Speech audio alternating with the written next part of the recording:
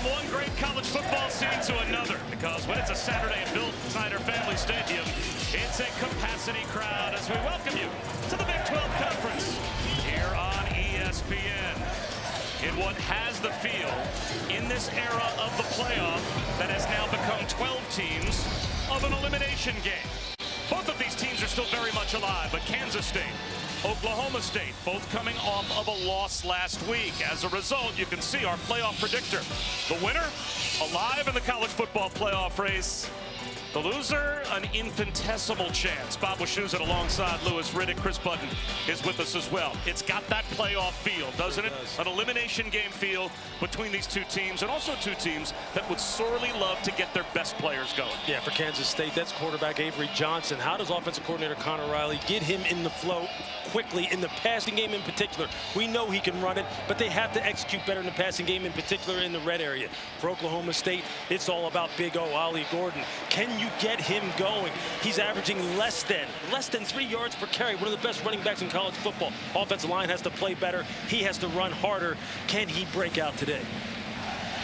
2.9 yards per carry. Hard to believe for Ollie Gordon so far this season after winning the Doak Walker Award last year as a sophomore and leading FBS in rushing with over 1,700 yards. Oklahoma State won the toss, deferred their option to the third quarter, so it'll be the Wildcats to begin with the football out at their own 25-yard line. And Chris, Kansas State, well, they'd love to get Avery Johnson going today. Yeah, he was visibly frustrated during last week's game on the sidelines. Really out of character for him. The coaching staff had a conversation with him that said, if you can't move on from plays, how do you expect the rest of your offense to be able to move along too? They talked about him feeling like he has the weight of the world on your shoulders. You have to be able to take that off. But that's also on some of the veterans on your offensive line to play better around you. The good news is Coach Klieman said that he has had the best week of practice he's had since he's been in Manhattan. Not a single ball touched the ground on Thursday, guys. And the first one doesn't touch the ground. A little misdirection. And Ty Bowman makes his first catch of the season. How about the walk-on? Starting with a gain of 14. That's exactly what OC Connor Riley was talking about. Nice, easy completion. Half-field read, get the ball out on the perimeter. Nice start. Up-tempo. Play action. A lob down the sideline. Incomplete. Dylan Edwards had a step, but Avery Johnson floats it out of bounds. Second down and 10 at their own 44-yard line. I like the up-tempo. I like the fact that now they're going to slow it down a little bit. They had 2 plays there to try to get Avery Johnson into the flow. He gets a completion early on to Ty Bowman, trying to get the ball to Dylan Edwards, the dynamic back out of the backfield. Very intentional with getting Avery Johnson off to a hot start. DJ Giddens right up the middle. He gets stood up, but a little extra push might have gotten him the first down. Kobe Hilton, that was a good one-on-one tackle. One more shimmy shake, and DJ Giddens might have found pay dirt. That's the kind of gap scheme when they have pullers. Good push at the point of attack. DJ Giddens is the quintessential downhill runner that excels in that kind of blocking scheme.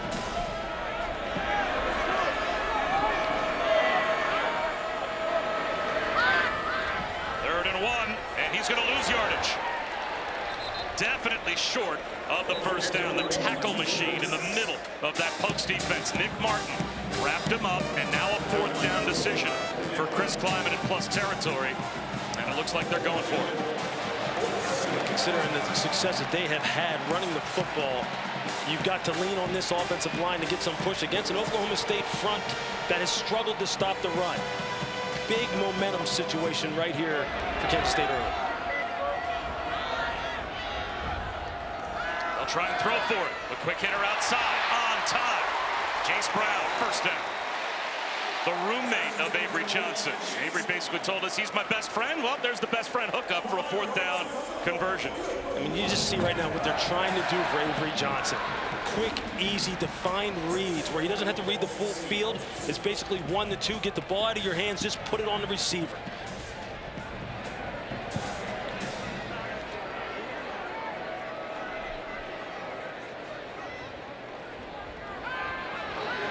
Johnson, seam shot through the hands of Jaden Jackson.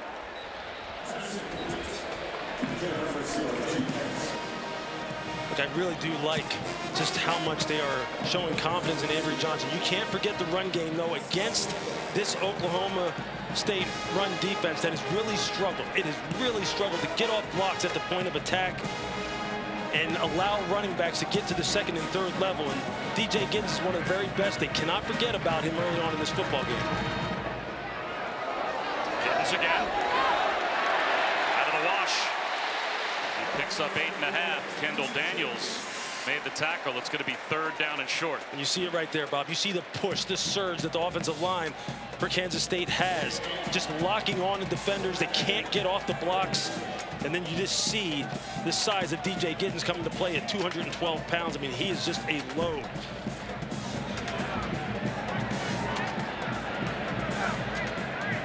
Another 3rd down and short. And now the look over for Johnson.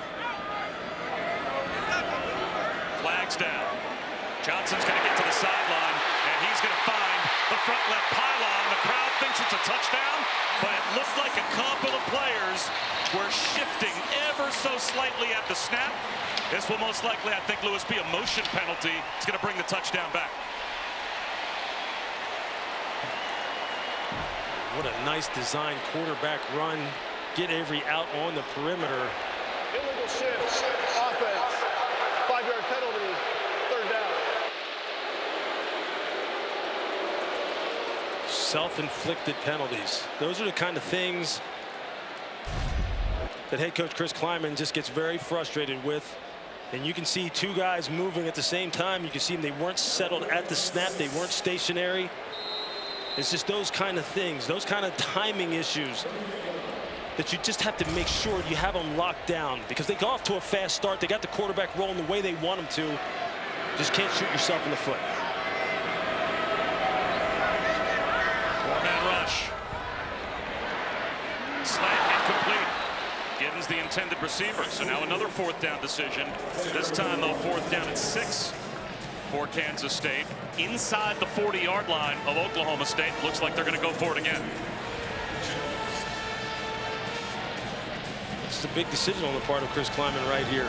4th and short, I get it. 4th and 6 with a passing game you haven't really been able to count on, although it's starting off pretty good so far. If you're Oklahoma State, what are you doing? You got to put some pressure on the quarterback. Don't let him get comfortable in the pocket. Don't yet let this young signal caller start to feel comfortable. No deep safeties. They're showing a 0 blitz. They drop out. There's the slant again. Getting to the 1st down line again is Jaden Jackson. So 2 4th down conversions on this opening drive for Kansas State. That's 9 more. You show blitz up front, and then you just drop out and you rush 4. It's okay to play zone, but if you don't match it up, especially in these kind of 4th and shorts type of situations, 4th and medium, you better play tight coverage, because all they're going to do is find the zone voids and pick up the 1st down. That's too easy on the part of Oklahoma State. Impressive opening drive for Kansas State. They'll keep it on the ground here. Dylan Edwards spins down to about the 22. He's got 7 yards on 1st down. Well, the offensive line, Chris Klieman told us last week when that game fell apart against BYU. 2 big interceptions were thrown by Avery Johnson. So we just have to protect better. Absolutely. Right? It's not all on the quarterback when those mistakes are made. How about the early pass protection here? No question. Look, and he singled out the guys on the edges. Carver Willis, Easton Kilty, right and left tackle respectively. They've got to play better to give the young signal caller time to survey the field. Pass protection holds up. Clean pocket. A man fell down for Oklahoma State. Jaden Jackson was running free. He's got a 1st down at the 12-yard line. When you're playing man coverage and teams run mesh concepts and they're going to have some shallow crossers over the middle, you have to have your eyes up. You have to understand there's a lot of traffic in there. You can't run blind. You need to trail your coverage responsibility step for step right behind him. Otherwise, you risk getting picked off. That's exactly what happened. High snap. Wheel route incomplete for Dylan Edwards. Avery Johnson knocked down as well. Jeff Roberson was there in coverage. Now, there was really no team better last year in the red zone touchdown percentage-wise than Kansas State. They would have had the #1 red zone touchdown percentage in all of college football last year had they not taken a knee in their bowl game. Yep. Not the same story this year so far. No, it was a point of emphasis this week. They really struggled with it last week at BYU. It's going to be one of the keys to the game. Can they get touchdowns instead of field goals when they're down here inside the 20? Dylan Edwards into a mosh pit at the 11-yard line, only gets about a yard. Trey Rucker came up to make the stop, and he has been right behind Nick Martin, sort of that second-level tackle machine for Oklahoma State. Now, Lewis, 3rd down and 9 in the compressed area of the field. See, now you're forced to put the ball in the air. So now who are you trying to get into? What will Oklahoma State try to do here? Will they play some zone? Will they back off and play some some zone man matchup? Who are the guys you want to go to? I would look at Jace Brown here, make sure that #1 is taken care of for Oklahoma State. They circle him in motion. Avery Johnson extends the play. He might run. There he goes. Front right play and sneaks it in for the Kansas State touchdown.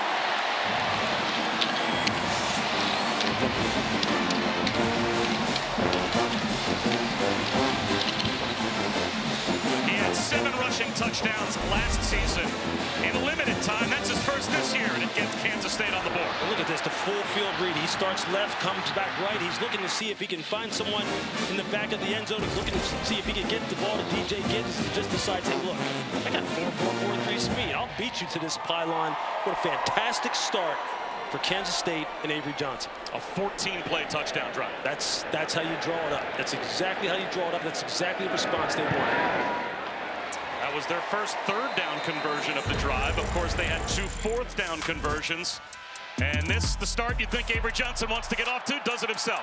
Yeah, I mean, this is a great game plan on the part of the K-State coaches. 7-0 Kansas State.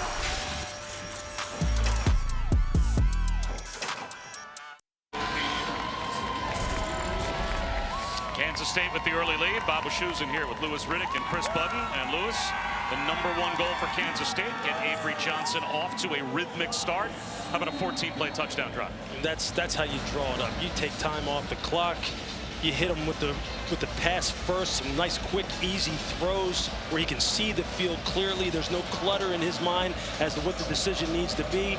He's able to repeat his mechanics, and then also you turn him loose with his legs. You see how dangerous this young man is.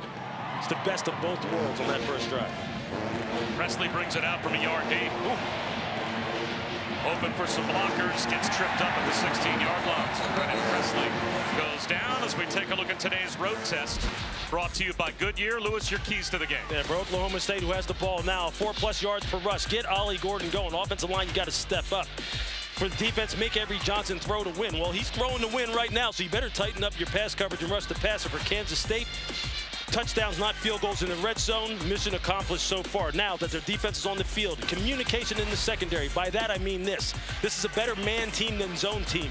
You better know who you have, especially when they come with stacked formations, tight formations, and try and pick you off.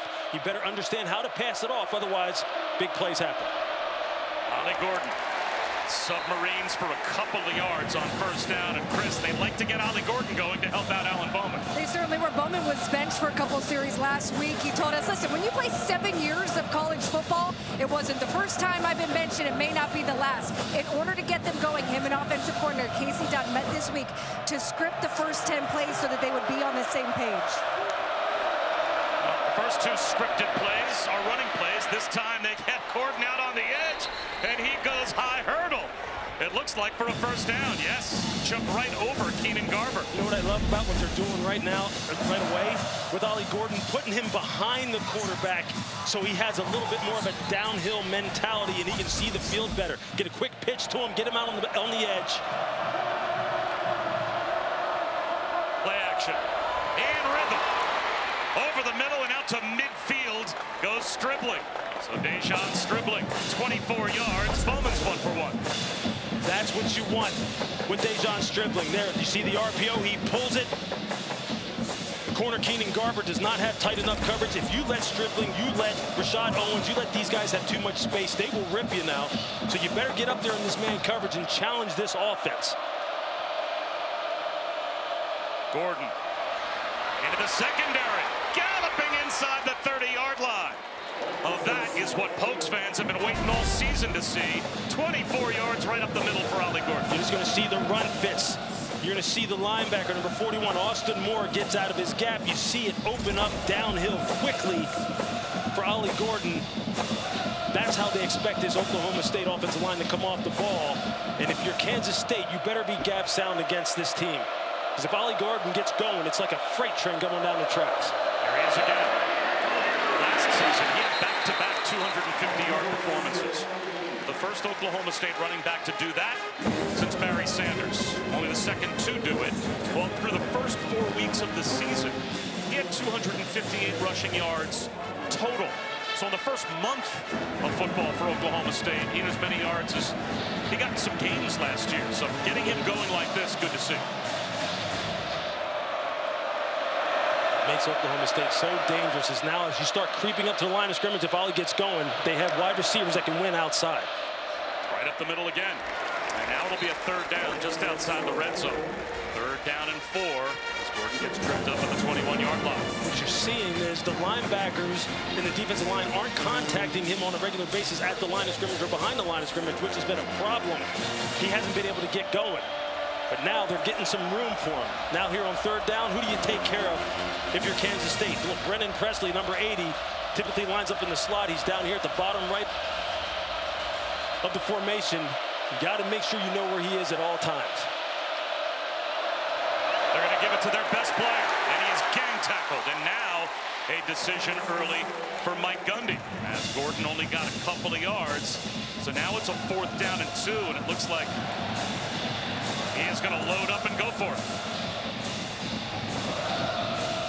Oh, check that. They're going to send the field goal group out. It is going to be a field goal opportunity for Oklahoma State. They're going to try and take points here. 4th down and 2. Interesting situation right here. Your offensive line right now is actually feeling that they're getting some push at the line of scrimmage, and your running back is in a groove. Surprised they didn't decide to go for this early. Logan Ward from 36. And the Pokes get 3. It's a 7-3 lead for Kansas State.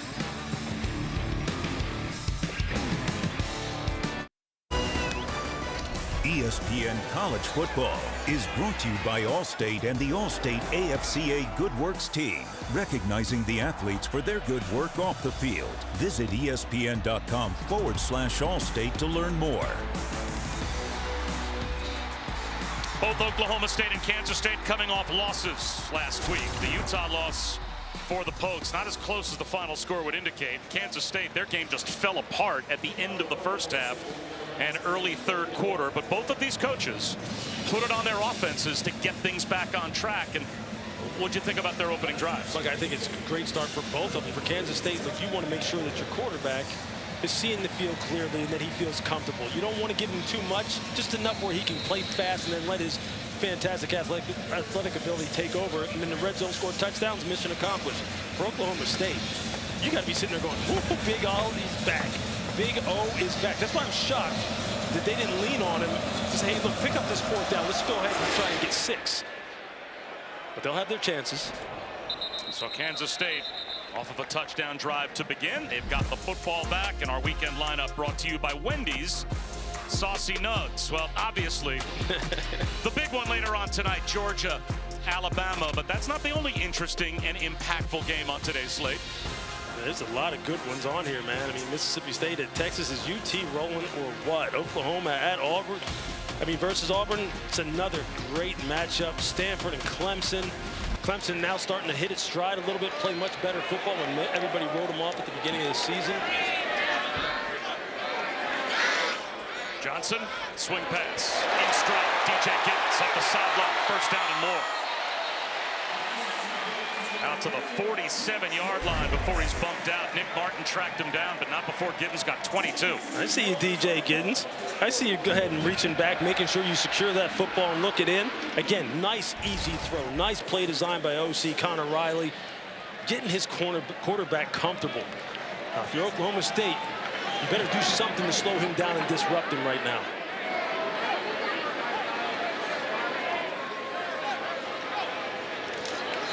The toss to Dylan Edwards. Now there's a tackle for loss.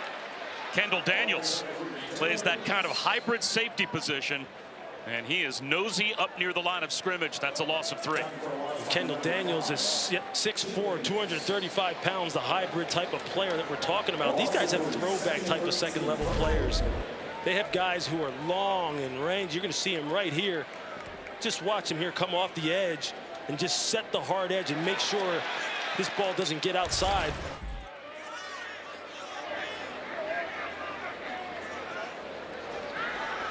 Johnson, clean pocket. Keegan Johnson only gets 4. 3rd down and 9, forced by the Oklahoma State defense. So you win on 2nd down, you prevent the run from breaking out of there, you make the quick tackle on 2nd down. Now here on 3rd down, you got 3rd and long. Now if you're defensive coordinator Brian Nardo for Oklahoma State, now you got a couple more things to go to. You want to play coverage? Do you want to rush the quarterback? I would want to start getting after Avery Johnson. He looks too comfortable for me if I'm Oklahoma State. Want the tunnel screen. It's not there for Jaden Jackson. It'll be another 4th down decision for Chris Kleiman. He got 5 yards. Trey Rucker made the stop. They went for it twice on the opening drive, but it looks like they are going to opt for field position here. And they're going to send out Simon McLennan to kick it away. Another good job of pursuit on the part of the Oklahoma State defense. You saw Kendall Daniels again, that big body, 6'4", 235 pounds, running inside out, hustling to the football on those screens, making short tackles in space, get off the field.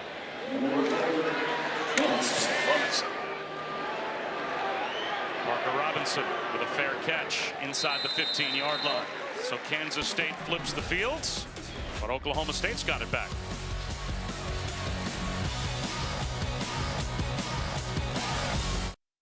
Let's take a look at today's player spotlight, brought to you by Downey Unstoppables. And Lewis, Ollie Gordon, last year he was unstoppable. He has been stoppable so far this year, though. Yeah, I mean, you're seeing, though, the help that he's getting from his offensive line so far. Capturing the line of scrimmage, holding on the blocks longer. He's not getting contacted behind the line of scrimmage or at the line of scrimmage.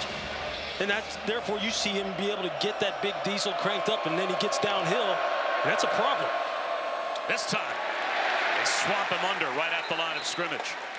Well, last week, Utah made Oklahoma State play left-handed, right? They took Ollie Gordon, for the most part, out of the game. He only had 11 carries for 42 yards. Is Kansas State built to play defense the same way? Yeah, they don't really stack the box in the same way that Utah did. And Utah was huge up front. They put sometimes 9 guys up on the line of scrimmage, 8 guys on the line of scrimmage, obvious stacked boxes. Well, they got him stopped on 1st and 2nd down. Chidi Obiazor made that tackle. Maybe a gain of a half yard, so back-to-back carries for Ollie Gordon. I mean, you see Chidi Obiazor, who you talked about winning at the line of scrimmage. Just look at him right there. Just look at that. When you knock offensive linemen back and reset the line of scrimmage and get what defensive line coaches call knockback, that right there is a nightmare for running backs like Ollie Gordon, because now it's all dirty. Now I'm going to get contacted behind the line of scrimmage, and you kill my momentum. Alan Bowman has only thrown the ball once so far. Kansas State shows blitz on 3rd down. They'll rush 5. Bowman fires one over the middle. Stribling reaches out. Basically, the same completion they had on the opening drive. It's a repeat for a big 3rd down conversion. De'Zhaun Stribling is the truth now. This guy is a fantastic route runner. And just look at Bowman start right and come back left. And you just see Stribling, 6'2", 200 pounds with those long arms. Look how he just comes out of this break. He just rolls out of it, settles down, understands that the safety, VJ Payne, is sitting there waiting for him, so he just settles down, and Alan Bowman puts it right on him. There goes Stribling in motion. A circle in the backfield. Play action again for Bowman. He wants the deep shot, hoping for Shetron. It's incomplete. That time Jacob Parrish ran step for step with Talon Shetron. Shetron was another guy that head coach Mike Gundy just gushed about. Said he's dealt with injuries, but this guy has all of the tools that you're looking for that scouts drool over. Big, long, fast, can catch the ball in the deep part of the field.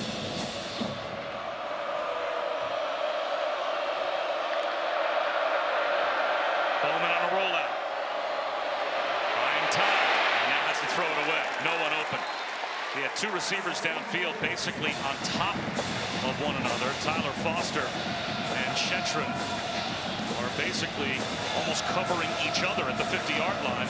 So now it's going to be 3rd down and 10. This is where Kansas State really gets interesting with how they like to play this. They typically rush 3 and drop 8. They like to play man coverage. They like to play too high man underneath, which means 2 safeties deep, but man it up across the board. They're not a very good zone team. And on top of it, they really do disguise their blitz as well. You see them here backing out. Going to rush 3. Going to play some zone. Bowman dumps it off. Can Gordon get to the first down line to gain? I think he can. Wow. That's... If you're BJ Payne, I've been there, brother. I know what that's like. You got a 220-pound running back coming up there, and he's looking at you, you're looking at him, and he's saying, hey, may the best man win. That is something else right there. I'll tell you what, that is not for the faint of heart. That'll test how much you love football. We talk about character checks. That'll check your character right there. How much do you want it? Ollie Gordon wants it today. They run him again. Down the sideline. Trying to beat McAllister. And McAllister gets him down at the 30-yard line and might have saved a touchdown. 27 more. Look, if you're Austin Moore and you're going to hit this gap, you're going to shoot this gap, you better be able to take on and not just run yourself out of the play. Otherwise, look what's going to happen. You get blown out of there, and you just open a wide running lane for the Mack truck to come downhill on you. You got to come in there and blitz with control. Make sure you control the block so you can come off the block and make a play. But I just love how they're getting Ollie Gordon downhill, downhill, downhill. That's the end of the first quarter. End of the first quarter. Oklahoma State marching.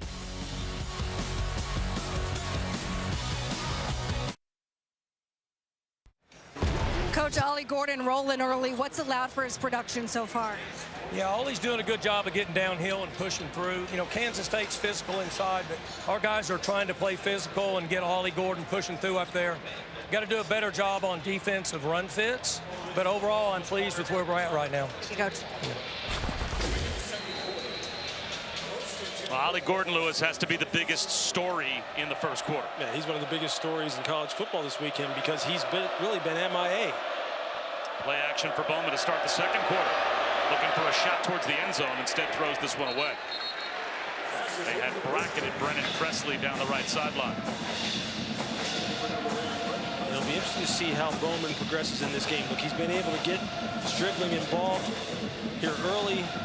I thought Talon Shetron was open over the middle on that one. How well is he seeing the field? Is he stepping into his throws or fading away from the throws, even when there's not pressure, which is something he's been doing and something to keep an eye on because it affects his accuracy and his ability to really drive the football when he needs to. Swing pass to Vailahi. Might be a free play. And it'll be a decision here on second down, I think, for Mike Gundy. Will be Azor hustled over to make the stop, but it looked like they may, Kansas State, have jumped in the neutral zone. Let's see. Hey.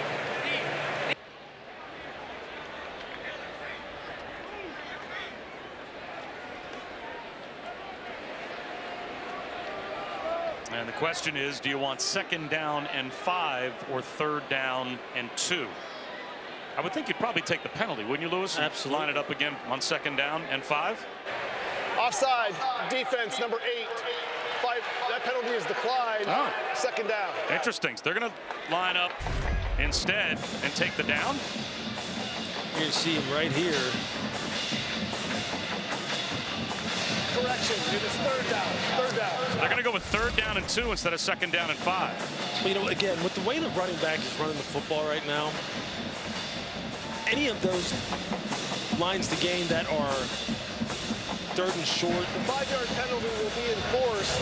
It will be second down and 5. So now they're going to accept the penalty and instead make it second down and 5, which Mike Gundy may be thinking twice, even with Ollie Gordon running the way he is. Will accept the penalty rather than the play and make it second and 5.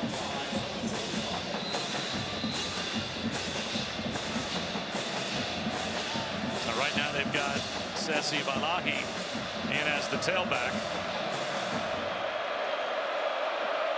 So Ollie Gordon getting a rest to start off here in the second quarter. Double clutch, incomplete. Bowman sails it over the head of Shetron. Now it's 3rd down and 5. A flag down on the far side of the field, though. It looks like Oklahoma State had a man downfield.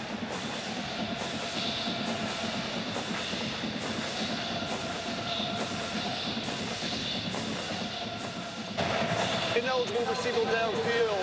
Offense number 67. 5-yard penalty. 2nd down. When you run those RPOs, that's the risk, right? The longer it takes for you to get the ball out of your hand, once you pull it, the more these offensive linemen don't really know what's going on. They have to kind of block the run game as well, and they have to get some push at the point of attack in the event that you are handing the ball off and you decide to exercise the run part of it. Takes a lot of discipline on the part of offensive lines, and something that really gives defenses a lot of fits, because you don't really know, you can't really read offensive linemen anymore. Play clock winding down. There's the quick trigger. And throwing it outside instead of inside was Bowman. And that hung Stribling out a bit. He had to make a diving catch rather than catching it in stride.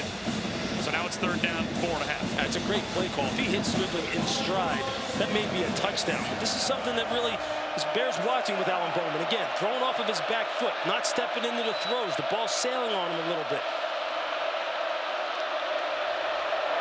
They run it with Valahi, and he's got the 1st down into the red zone. So it will be 1st down and 10 at the 13 for Oklahoma State. I mean, here you're just going to see Cole Birmingham, you know, he's pulling, coming around from backside to front side. You can see the tight end get a good block at the point of attack. Once they block it up at the point of attack and the crease defines itself, these running backs are able to hit downhill, as Coach Gundy talked about.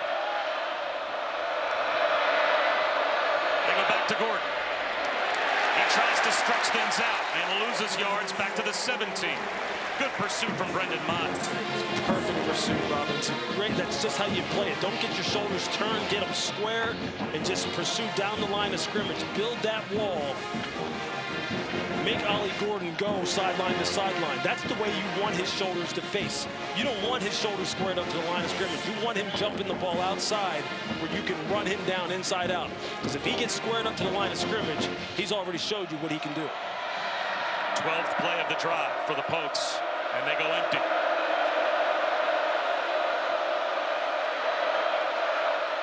That's Gordon in motion. Bowman looking that way, now comes back to the right.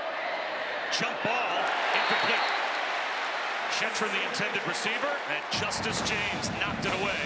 And now it's 3rd down and long inside the 20-yard line. This is one of the things that Alan Bowman said he was going to do. He said he was going to give his wide receivers a chance. Just keep the ball in play. He comes all the way backside and tries to get the ball to Shetron and let him win a jump ball situation against Justice James. He's got about 3 inches on him, 4 inches on him in height.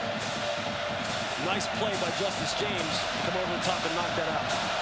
Ollie Gordon is the widest receiver to the bottom of the screen. Now he's going to come in motion. Heads to the opposite side. Here comes a blitz. Gordon reaches back, incomplete. He ran the wheel route, and Bowman went back shoulder. Oklahoma State stalls. They'll settle for 3 again. That's just the throw that Alan Bowman has to make. I mean, Ollie Gordon is open. You see him. They bring him back across the formation. You just got to step into that and drive the football to him. But you lead him too far out of bounds. He's in an environment that he isn't naturally accustomed to being in as a wide receiver. You got to make it easy for him. It's 2 throws on that drive that Alan Bowman has to make. And they come away empty. Logan Ward can't hit from 34. So a couple of long Oklahoma State drives, resulting in only 3 points so far.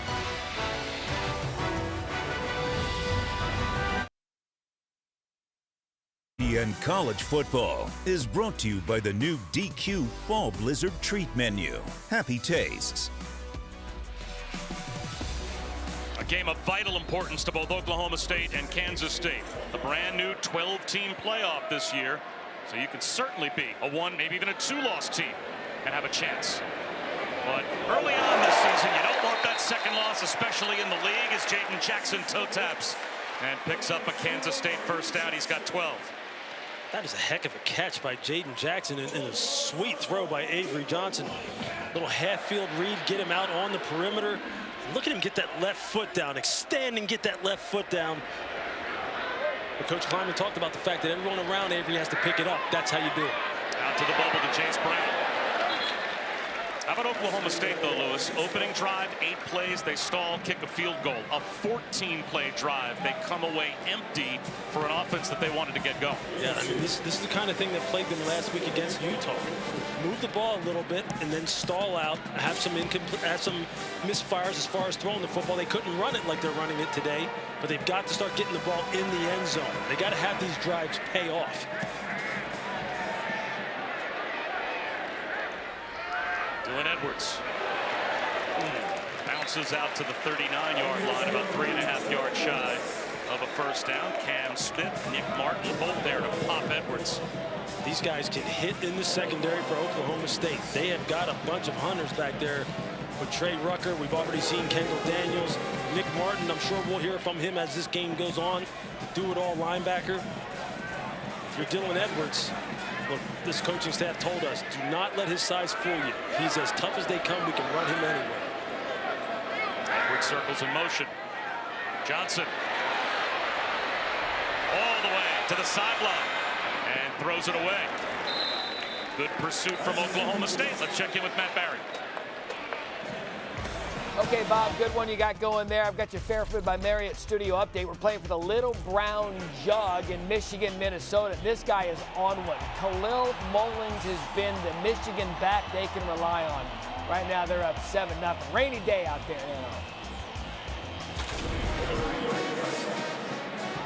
Couldn't be nicer in the Little Apple as Kansas State's got the 7-3 lead. And coming after the kicker, Oklahoma State. A good job by McClellan just to get it away. Presley tripped up, had no one back to block for him just about. So a field position changing punt after a near punt block.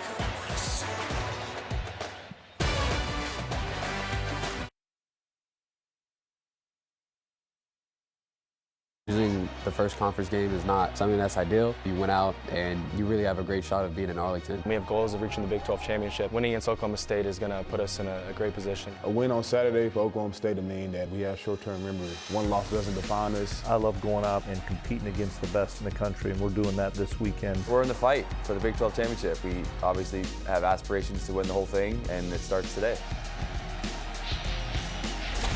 If this feels like an early season elimination game, it basically should. Based on our playoff predictor, the winner of this game still alive to reach the 12-team playoff. The loser, well, really down almost off the 12-team playoff radar. Both teams losing a Big 12 opener last week. Both looking for a bounce back this week. One-on-one out on the edge.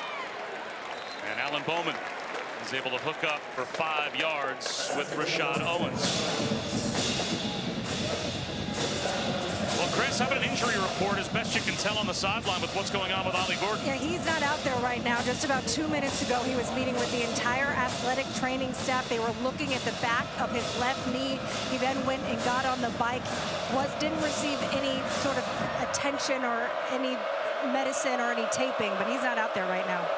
They've got Sessi Vailahi again in as the lone setback. He'll take the handoff, flea flicker. Bowman throws it up the seam, and it's caught by Stribling.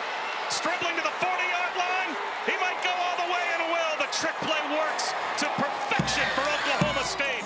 The flea flicker touchdown, and the Pokes have the lead.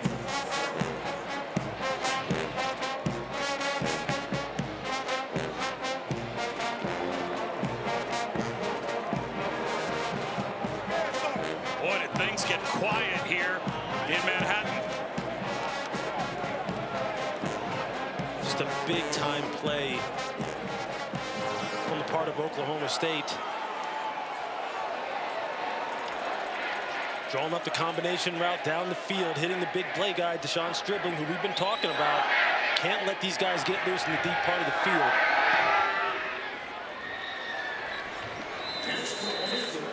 So after 2 long drives result in only 1 field goal, a quick strike drive. You're going to see Stribling. He's going to see him just delay for a second on the flea flicker. There you see it. You see him just delay, almost as if he's just trying to lull the safety to sleep, as if he's not a part of the route progression, and then he takes off again as the safety vacates. Alan Bowman puts it on him. Just a timely call on the part of offensive coordinator Casey Dunn, getting his big play guy, De'Zhaun Stribling, who has showed us just how much he has in his arsenal as a wide receiver, being able to win in the short part of the field, the intermediate part of the field. Now here, his run after the catch. And here he just turns on the Jets down the sideline.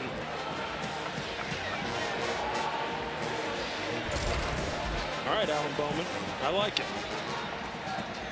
How about the design of that flea flicker as well? So often the flea flicker designed to get it to the deep shot player. It's almost like the deep shot player cleared it out for Stribling, kind of in that intermediate route. Exactly. He's just reading the safety. If you're going to jump, if you're going to go ahead and defend on the deep crosser, then we'll just check it down underneath on the over route.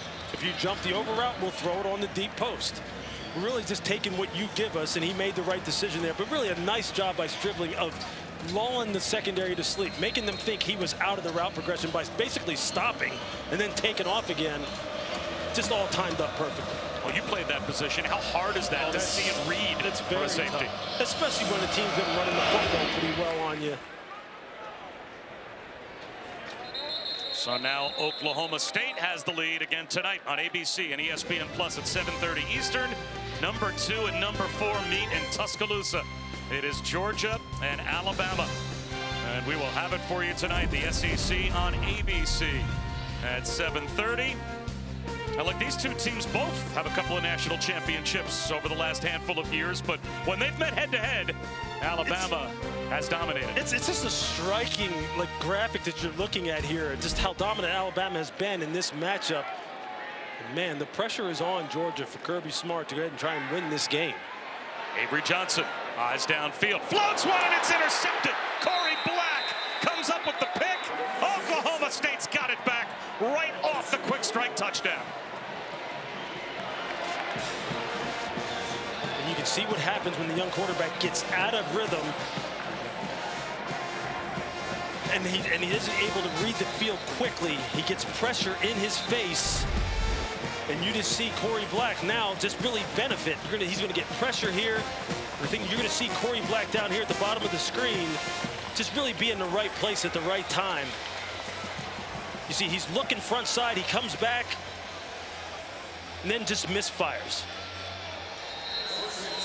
And if you're a defensive back, one of your cardinal rules is, look, when you get an overthrown pass from a quarterback, you just got to make sure that you catch it. Just secure the football. Give your offense a short field. Gordon back in. Instead, it's play action. They slant the opposite side. Shodomai King with his first catch down to the 20-yard line and an Oklahoma State first down. See, there's a strike by Alan Bowman. The pull, the fire, give it to Shodomai King in stride. He has plenty of space. Catch the ball on the run, and these wide receivers are all big on the perimeter for Oklahoma State. Present big targets for the quarterbacks. Quarterback run. Bowman dives into the red zone. Only picks up a yard and a half. Interesting call. Damian Ilalio was not fooled. Alan Bowman not going to remind you of Lamar Jackson with his running ability. you said interesting call with a little bit of an undercurrent of what are they doing? Yeah, kind of. Yeah, I mean, you've got a nice rhythm going right now. You've kind of got Kansas State secondary on its heels. The running game, the passing game, all flowing off of one another. They're going to go straight quarterback run again. An equally interesting call. Yeah, I don't understand. I mean, Ollie Gordon's back in the game. I don't think you want to bring him in there to be a lead blocker. That's what he was. For your quarterback who really isn't known for being a runner. I mean, just get the ball to your playmakers. Keep it simple like you have been. You basically have given a breather to this Kansas State defense. All of a sudden, maybe try and find their footing and see what they can come up with here on third down. This is a huge play early in this game, right? Dealing with sudden change now, the Kansas State defense. Can they get a third down stop in the red zone? Or can Oklahoma State keep it alive? The big guys have been winning on the outside against Kansas State's corners. They're going to bring a blitz. It's one-on-one. And making the tackle on Ollie Gordon is the machine, the former walk-on Austin Moore. And it'll be 4th down and 3, and there is the third down stop.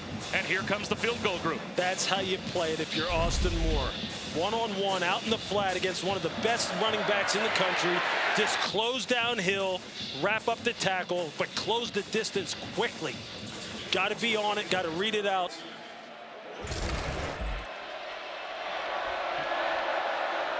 Very nice third down stop for Kansas State. Logan Ward missed earlier from short range. This one 31 yards out. And this one he's got.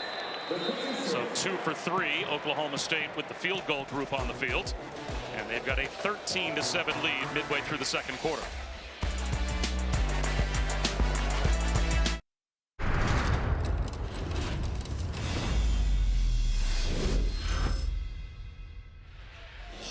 In the brand new 12-team playoff era in college football, it's time to take a look at this week's college football rankings. Brought to you by Prudential. Both our teams in this game, Oklahoma State and Kansas State, ranked in the top 25. As far as the top 10 is concerned, Ole Miss off to an early lead against Kentucky. The big one, of course, later on between number 2 and number 4 in Tuscaloosa. And how about that win for Miami last night against Virginia Tech? Just high drama, man. High drama.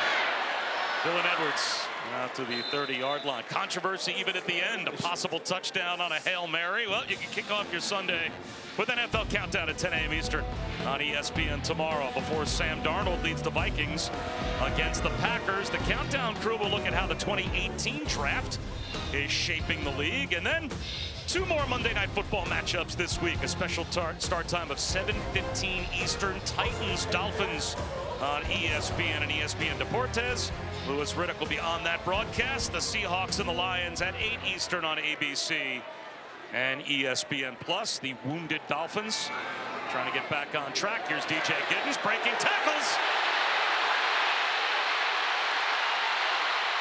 Finally dragged out of bounds inside the 35-yard line of Oklahoma State. Kendall Daniels saved the touchdown. Late flag comes out. It might have been a horse collar tackle. You just see DJ Giddens. Watch him read this and watch this cut. Just goes, puts that left foot in the ground. You don't expect that from a running back who's 6'1", 212, 215 pounds. Personal foul, horse collar. Defense, 15-yard penalty were added to the end of the run. Another first down. That's Trey Rucker that brought him down, so add on 15 yards. And just like that, Kansas State's in the red zone. You just see how dangerous it is. You see why they've outlawed horse collar. You see how his feet get trapped under there. That's so dangerous. You hate to see that. I'm just glad DJ Giddens is okay. That's a fantastic run. He has got really good feet. Doesn't have great home run speed, but man, is he a good back. Avery Johnson, play action. Floats to his right, into the end zone. Touchdown. Garrett Oakley. The tight end got loose, and Avery Johnson found him. Kansas State a point after away from retaking the lead.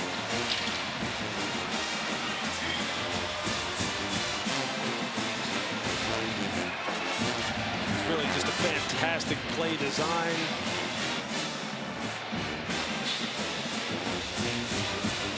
Just run the tight end Garrett Oakley down the seam. You got Dylan Edwards running up the seam. It's just up to Avery Johnson to put it on him. A little miscommunication on the part of Oklahoma State, but what a nice response. Well, Avery Johnson's best buddy, DJ Giddens, setting him up with the run, and then he responds with a touchdown pass. And you're just going to see Garrett Oakley. You're just going to see him release. You're going to see running back go up the seam. Keep an eye on the safety. He gets caught short, doesn't play this top down. You're going to see it's just going to get too shallow. He kind of gets hung up on the play action fake. And then you see him try to turn and recover. That's Trey Rucker, number 9.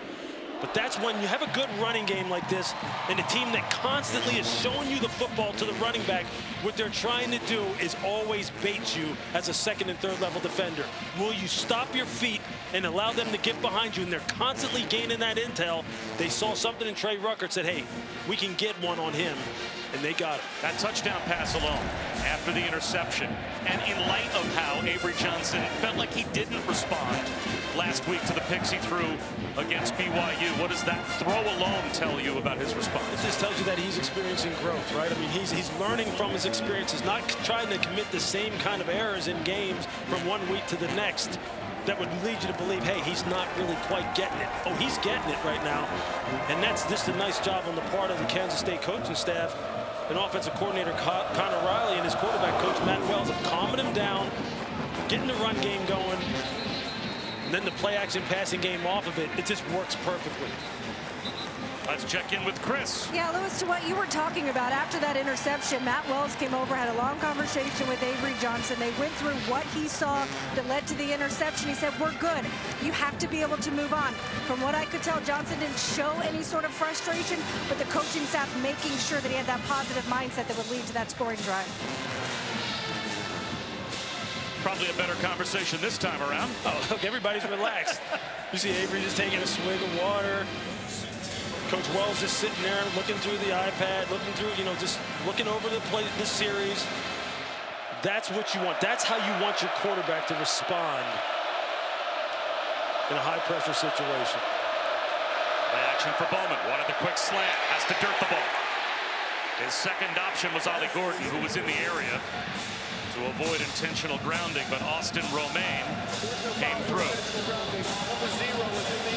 and forced the incompletion. Second down and 10. You see the tight coverage on the part of the Kansas State secondary really jumping Rashad Owens, which is who he was trying to get the ball to, but he had nowhere to go with it. The challenge is on for the Kansas State secondary on the perimeter. The Oklahoma State wide receivers have been getting the best of them. Incomplete, flags out. Brennan Presley tried to cut inside, and Keenan Garber knocked it away with a left hand. But it looks like they are going to call a penalty on Garber. Again, that aggressiveness on Kansas State's part in the secondary, trying to play tighter man coverage. And Keenan Garber really challenging Brennan Presley at the line of scrimmage on that short little smash route. Holding, defense number 1, 10-yard penalty, first down.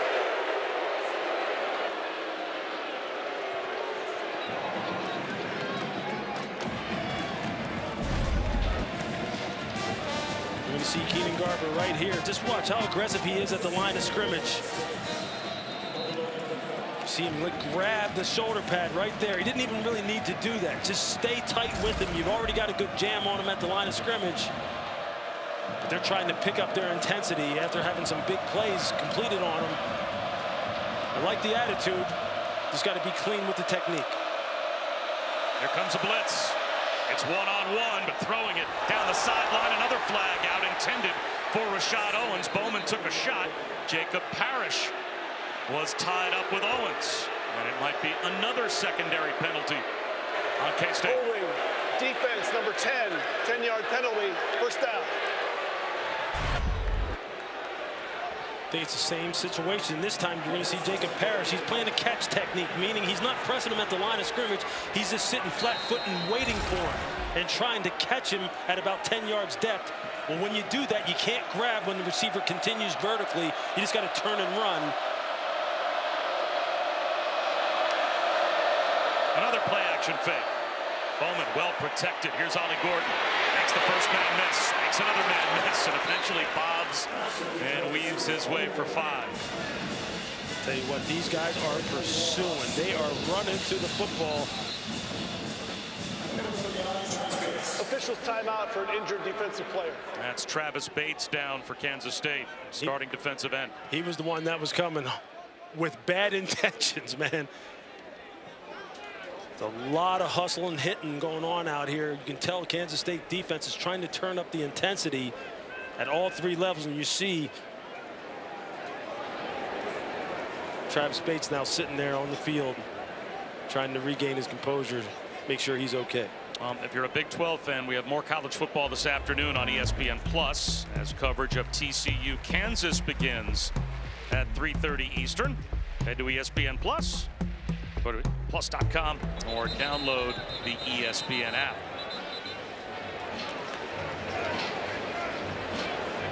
They bring Bates to the sideline. 6.5 minutes to go in the first half. Abushusen, Louis Riddick, Chris Budden here at Bill Snyder Family Stadium. Both teams losing their Big 12 opener last week, of course, in the era of the brand new 12-team playoff. The winner of this game, Louis, feels like they've got new life, I'm sure. And both sides, we asked that question, tried to give us the cliches, and I have to think both are very well aware of how important this game is today. Without a doubt. Bowman flushed out of the pocket again. He's going to throw it away. Smart play instead of taking the sack. He saved about 4 yards as Bo Palmer had him pushed right up against the sideline. It'll be 3rd down and 5.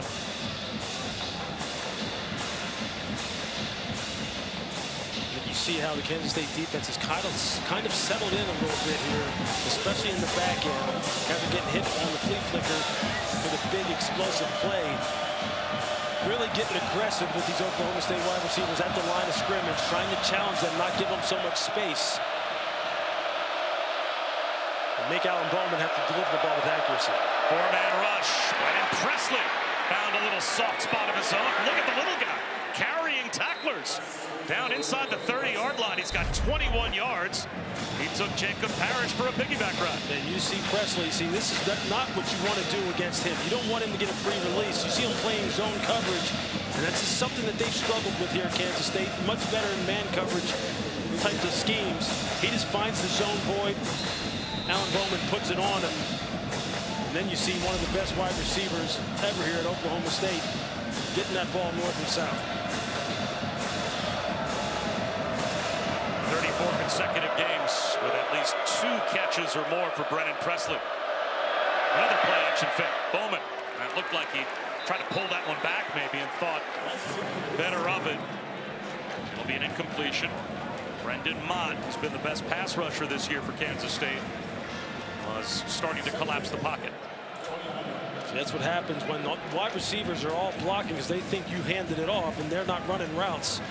The quarterback gets stuck. Nowhere to go. Timeout called by Chris Kleiman as they were trying to substitute defensively. Kansas State has called their first timeout of the half. 30-second timeout. So 5.5 minutes to go before halftime. Again, we called this game, and I think it's fair to say it, Louis, almost an elimination game for one of these two teams. It is the era of the 12-team college football playoff. The 5 highest-ranked conference champions receive automatic bids. You win this game, you're still in it very much for the Big 12 championship game.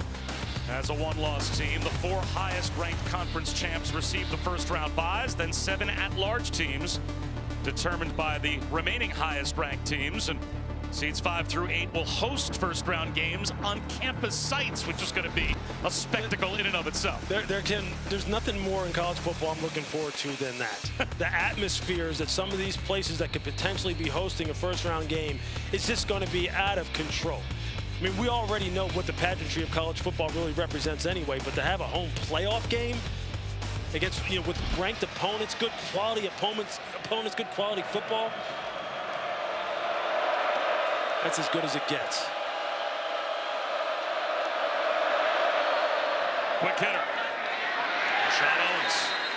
Forward progress to the 22-yard line. He picks up 7. And again, in the last 7 years of the Big 12 championship games, 6 of those years, they've had a 2-loss team make the game. So your hopes aren't dashed even if you lose today. Granted, really minimal, because now you're playing without a net the rest of the year. Then you pretty much have to just run the table if you lose this game. Then fumbling the snap is Bowman. And he gets buried behind the line of scrimmage. Did Kansas State get the football? They did. Bowman didn't get the ball back. Kansas State has a takeaway.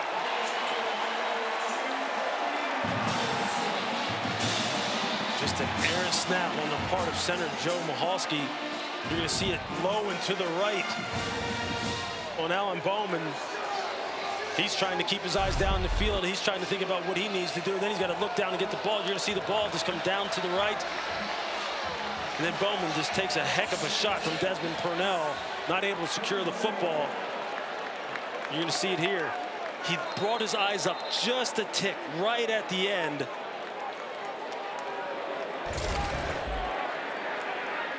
And Colby McAllister saw the loose ball, jumped on it, and Kansas State's got it back. Dylan Edwards tripped up after a gain of 3.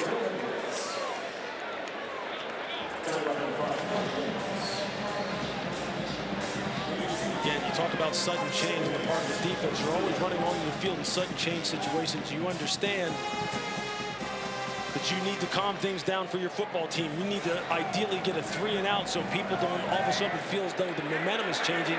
How will Oklahoma State respond here? Sweet pass to Edwards. First down.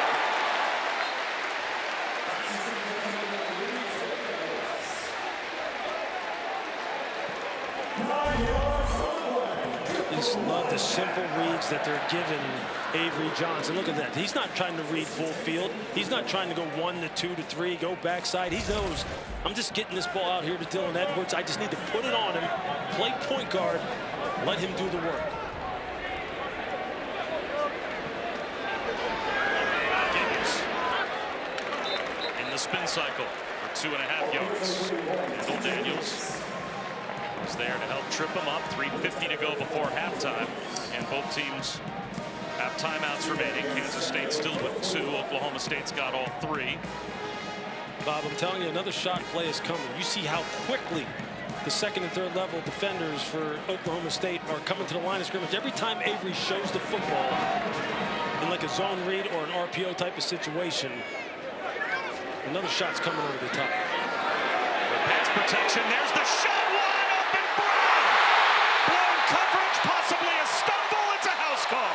Touchdown, Kansas State.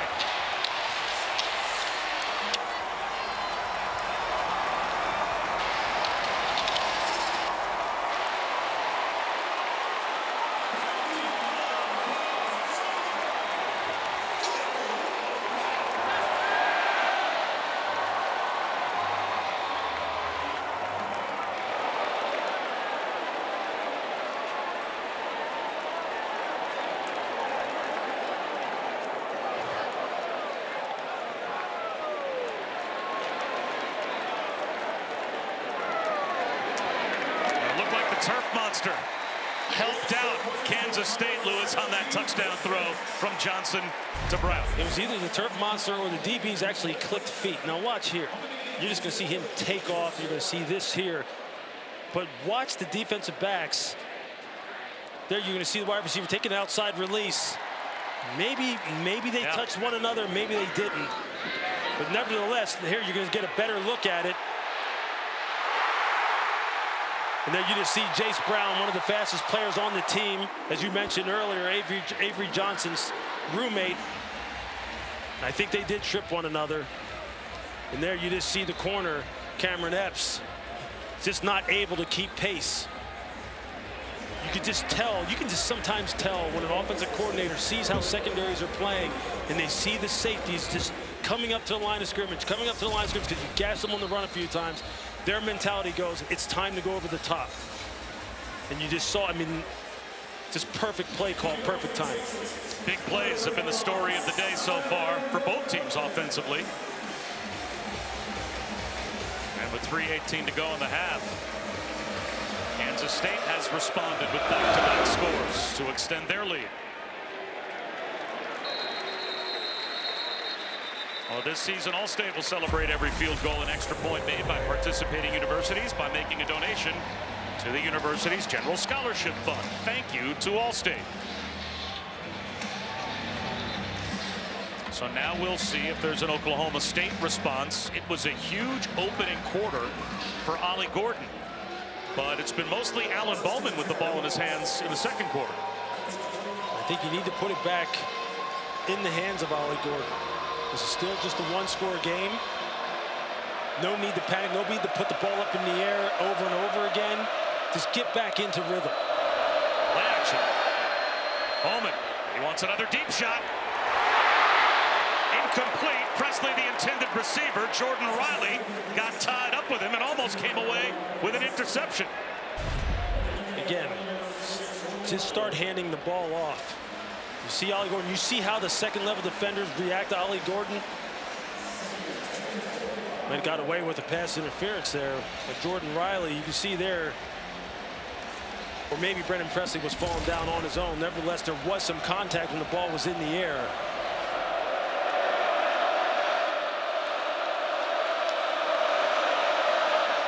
They run it with Gordon on 2nd down and 10. And he gets wrapped up. Austin Moore was first on the scene. VJ Payne cleaned him up at the line of scrimmage, so no gain. 3rd down and 10. That's a great read on the part of Austin Moore. He fired immediately. Made Ollie Gordon get that ball lateral a little, and then VJ Payne coming downhill cleans it up. That's his great team defense. That's what Kansas State is. Now you got 3rd and long. You see them communicating in the back end. Got to just make sure that they're sound in their assignments. Don't turn anybody loose. Crosser. Waiting for it was Jacob Parrish. Puts the shoulder to Dejon Striblin, and it'll be a 3-and-out for Oklahoma State. Why do you hear people talk about when it's zone coverage for wide receivers to sit down and not just keep running across the field in zone coverage? You can see Jacob Parrish just sitting there waiting for him. When you keep running through zones on shallow crosses and there's someone sitting there waiting for you on the other side, it usually results in a big hit. Fair catch for Dylan Edwards. And I'm not sure why Oklahoma State just did Kansas State a favor, but I think they did. They rushed their punt group out and kicked the ball away before the 2-minute timeout. So Kansas State's got 2 timeouts, and now they get a free play on the north side of the 2-minute timeout. And even before we get to that point, why have they all of a sudden forgotten about Ollie Gordon? Is he injured? Is he not 100%? Why are you putting the ball in the hands of Alan Bowman so much right now when the running back, you had just finally got him unlocked early in this football game? If he's healthy, he's got to touch it. And if he's not healthy, do you just take him out of the game and run it with someone else? Exactly. But you got to get him back in rhythm. Even if it's not running the football, get him on some screens, get the ball in his hands out on the perimeter. They can run it here and will, but Giddens, he's free to midfield, stumbles and falls well across the 50-yard line stripe. A 32-yard scamper for DJ Giddens to bring us to the 2-minute timeout. 2-minute timeout. 1:53 to go before halftime, and Kansas State's rolling. Barry, coming up on the Avocados from Mexico halftime report. Ole Miss getting beat by Kentucky at the half. We'll show you highlights. Plus, we'll get into Alabama and Georgia tonight. And for the Big 12 crowd, you better start paying attention to BYU. They're on another one today. Dan Mullen, Joey Galloway join me coming up at the half. Well, Matt, last week BYU flipped a game on its head right about now against Kansas State at the end of the first half. Let's see how the Cats respond. Avery Johnson wanted another shot play, and instead he's going to take it himself and cruise out of bounds for a gain of about 3. But this has been a quarter of shot plays for both teams, Lewis. It looked like Avery Johnson wanted another one there. Yeah, he definitely was looking down the field. It looks like they had a 4 verticals concept where everyone's just sprinting down the field, seeing if he could get someone behind the secondary of Oklahoma State. But they get coached too. They got hit on it in the series prior. So you know they're playing for that, coming off of a big play in the timeout. Can they stop DJ Giddens as well? He's got 87 yards rushing here in the half. There's the shot. Up the seam. On time with a flag down. Chase Brown again. He's inside the 10-yard line if the play stands. It's going to come back. They're going to get Kansas State for offensive pass interference. At least that's the initial indication. Pass interference. Offense number 15. I'm sorry, number 8. 15-yard penalty. Second down. So they called Ty Bowman for offensive pass interference. So really it's just a downfield switch release. You're going to see Bowman right here. He's just going to run interference as they try to free up Chase Brown He doesn't sell it well enough. That just looks like too much of a block. I understand what he's trying to do, and as a defensive player, I hate that offenses do that. But it's legal if you can get away with it without making it look like you're really trying to pick the defender. It's a nice concept. You just got to sell it better than that. I can hear your old DB. Yeah. You know, anger in there. It's legal if you get away with it. Yeah, exactly. And they get away with it a lot. Edwards. This time, he's got nowhere to go. Hyman Oates was able to bring him down. And now with 1:08 to go in the half, it'll be 3rd down and long. He's surprised Oklahoma State's not calling timeout here. Yeah, to preserve some time on the clock, maybe get another crack at it, especially considering the big play guys that they have on the outside. But give Kansas State credit, they have kind of started to dial into the Oklahoma State passing game.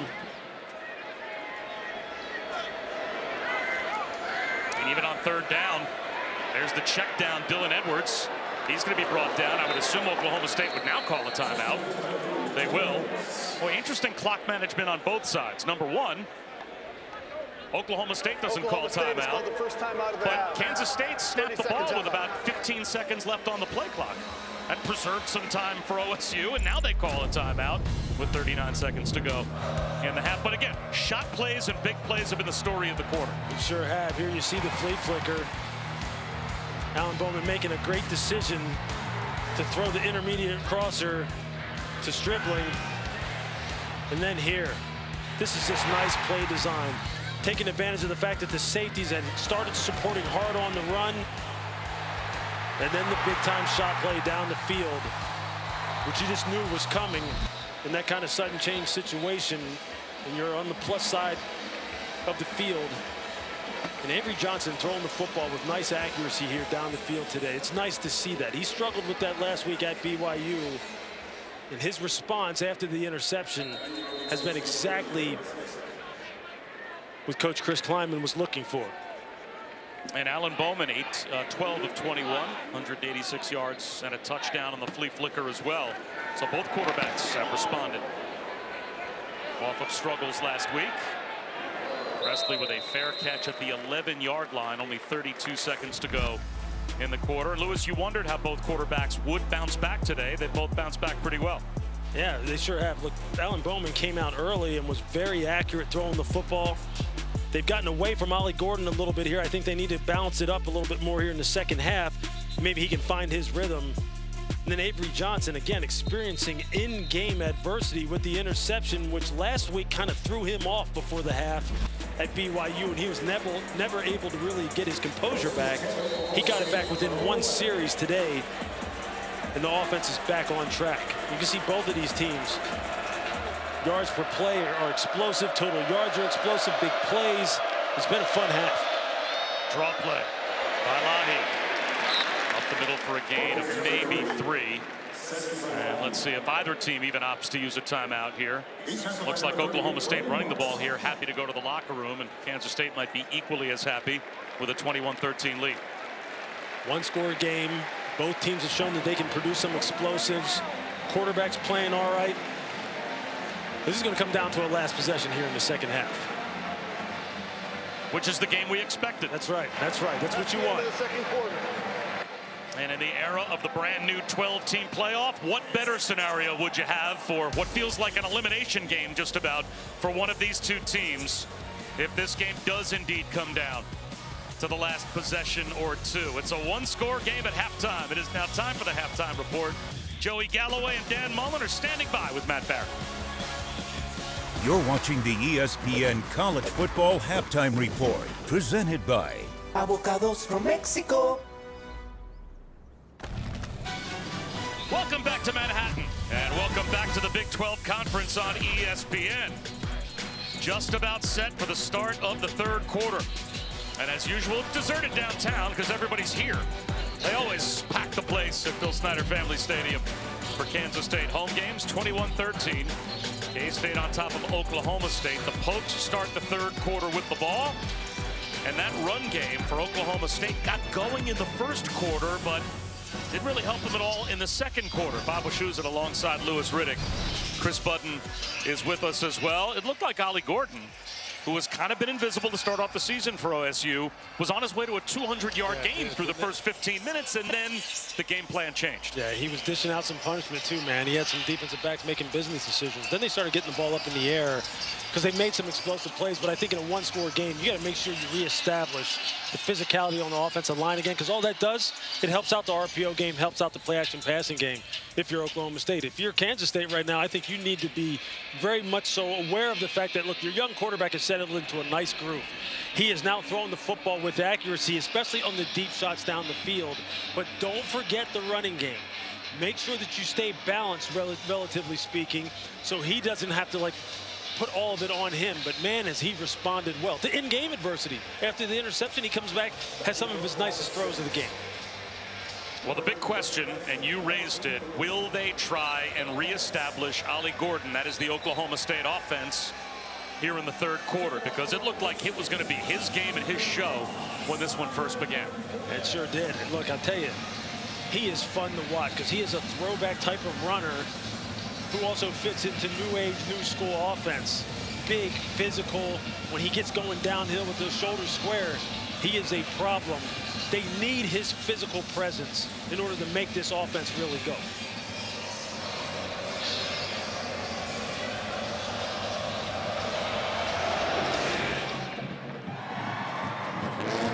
Presley from the 1. Breaks a tackle. That's a good return. Now close to the 33-yard line as we go down to Chris Button. But Mike Gundy said that the game plan changed offensively because of what Kansas State was doing on defense. When they allowed a safety to stop the run, that changes the numbers game and the reason why they were throwing the ball more. Gundy said coming out of the locker room, I do have a pretty good game plan to get him more involved on this first drive, but we have to stay balanced. Remember, Ollie met with the training staff during that first quarter. They were looking the back of his left knee. He hasn't received any treatment. He has been heavily involved in the offensive game plan, looking at the iPad, talking with Alan Bowman. So expect much more out of him in this third quarter. Well, he's out there, Lewis, to start the third quarter. So if health is not the issue, we'll see if they get him involved. Here he goes, and he's got nowhere to go. Austin Romaine on first down brings him down right at the line of scrimmage. Austin Romaine was fun to talk to yesterday when we had the Austin brothers, him and Austin Moore together in the conference room for the production meetings. He said, hey, I'm a little bit more of the wild one. Austin Moore is a little bit more of the conservative one. And you saw it there. He shot downhill, stopped Ollie before he could get going. Maybe that's what Coach Gundy is talking about. These guys are really firing hard on the run game now. Be on the lookout for play-action passes. There's play action. And that's a tough out to throw. As Presley, the intended receiver, bottled up by Marquise Siegel. So now it's third down and 10. What you notice, again, we talked about it before the first half was completed, is this how aggressive the Kansas State secondary players are being with their man coverage. I mean, they are hugging up on these receivers quick, on the tight ends, running backs quick, and they're challenging them, not giving them a whole lot of room, doing what they do best, playing man coverage, challenging all over the field. Looks like Kansas State wants to bring a blitz. Here they come. Incomplete. Intended for Rashad Owens, and Alan Bowman floating it off his back foot. Underthrows Owens, maybe influenced by the pressure. I mean, this is who they are at Kansas State. They are a pressure team, a man coverage team. Does a great job of disguising their different looks because they like to go with the 3-down look up front with 3-down linemen and then have a bunch of people standing up at the second level. Joe Klanderman, the defensive coordinator for Kansas State, has really settled in now as far as what he wants to try and get done game plan-wise. Dylan Edwards, returnable, dragged down from behind. Could not shake free. Good tackle by Parker Robinson. How about Avery Johnson's work? Yeah, look, he has really stayed composed. Here, you see him just move up in the pocket, escape right, keep his eyes down the field, 2 hands on the ball. He can't find anybody. So he takes it in himself. Here again, feeling the pressure, just moving to the right in the pocket, throwing a nice ball. And then this, the deep shot to his roommate, Chase Brown. He's been on it. The thing you just love about him, though, is his response to in-game adversity. And he said, I didn't handle that well last week. I need to grow from that this week. Well, you're seeing it before your eyes. He's getting it done. Only a true sophomore, so still so much football out in front of Avery Johnson. And here he finds Keegan Johnson. Avery Johnson, only the second true sophomore to start an opener for Kansas State since 1990. The other was the only other Elite 11 quarterback to choose Kansas State, and that's Josh Freeman.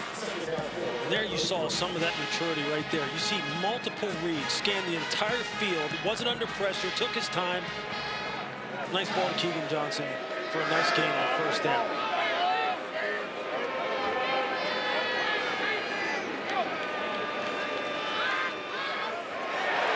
Breaking tackles again, and getting free is Giddens. He's got his eyes on the end zone, and he'll get there for the touchdown.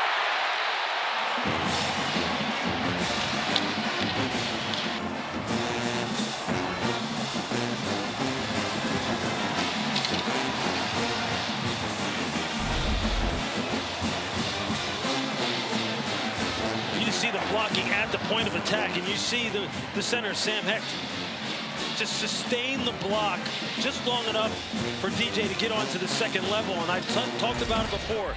This young man has very good feet on the second level, being able to make defenders settle and then get a quick burst and get past them in the open field. Then he just outlasts the Oklahoma State secondary. Fantastic execution. DJ Giddens is so good. Second Kansas State touchdown of 55 yards or more. This one on the ground. And DJ Giddens having himself a day. 153 yards. The blocking at the point of attack. And you see what he did to Dylan Smith, the safety. He just froze him in his tracks and said, I'm out of here. Reporting live from a solo clips that.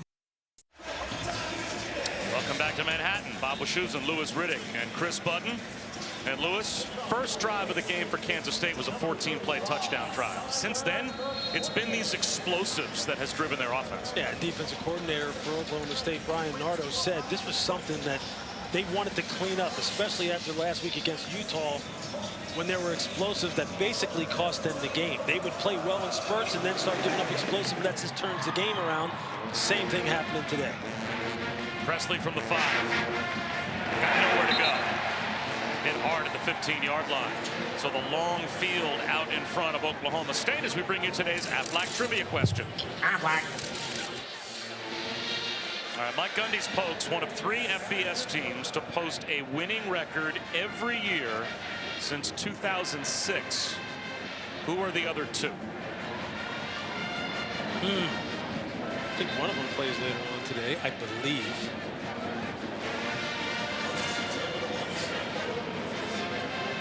I don't know the answer either. I didn't cheat. I didn't look. So I've got guesses, obviously.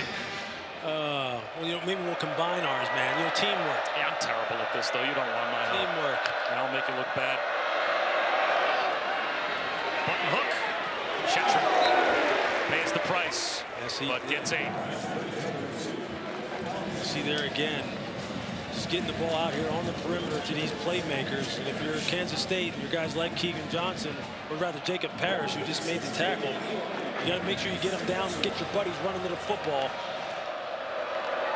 Another play action. There's the slant. Shetron again. First down.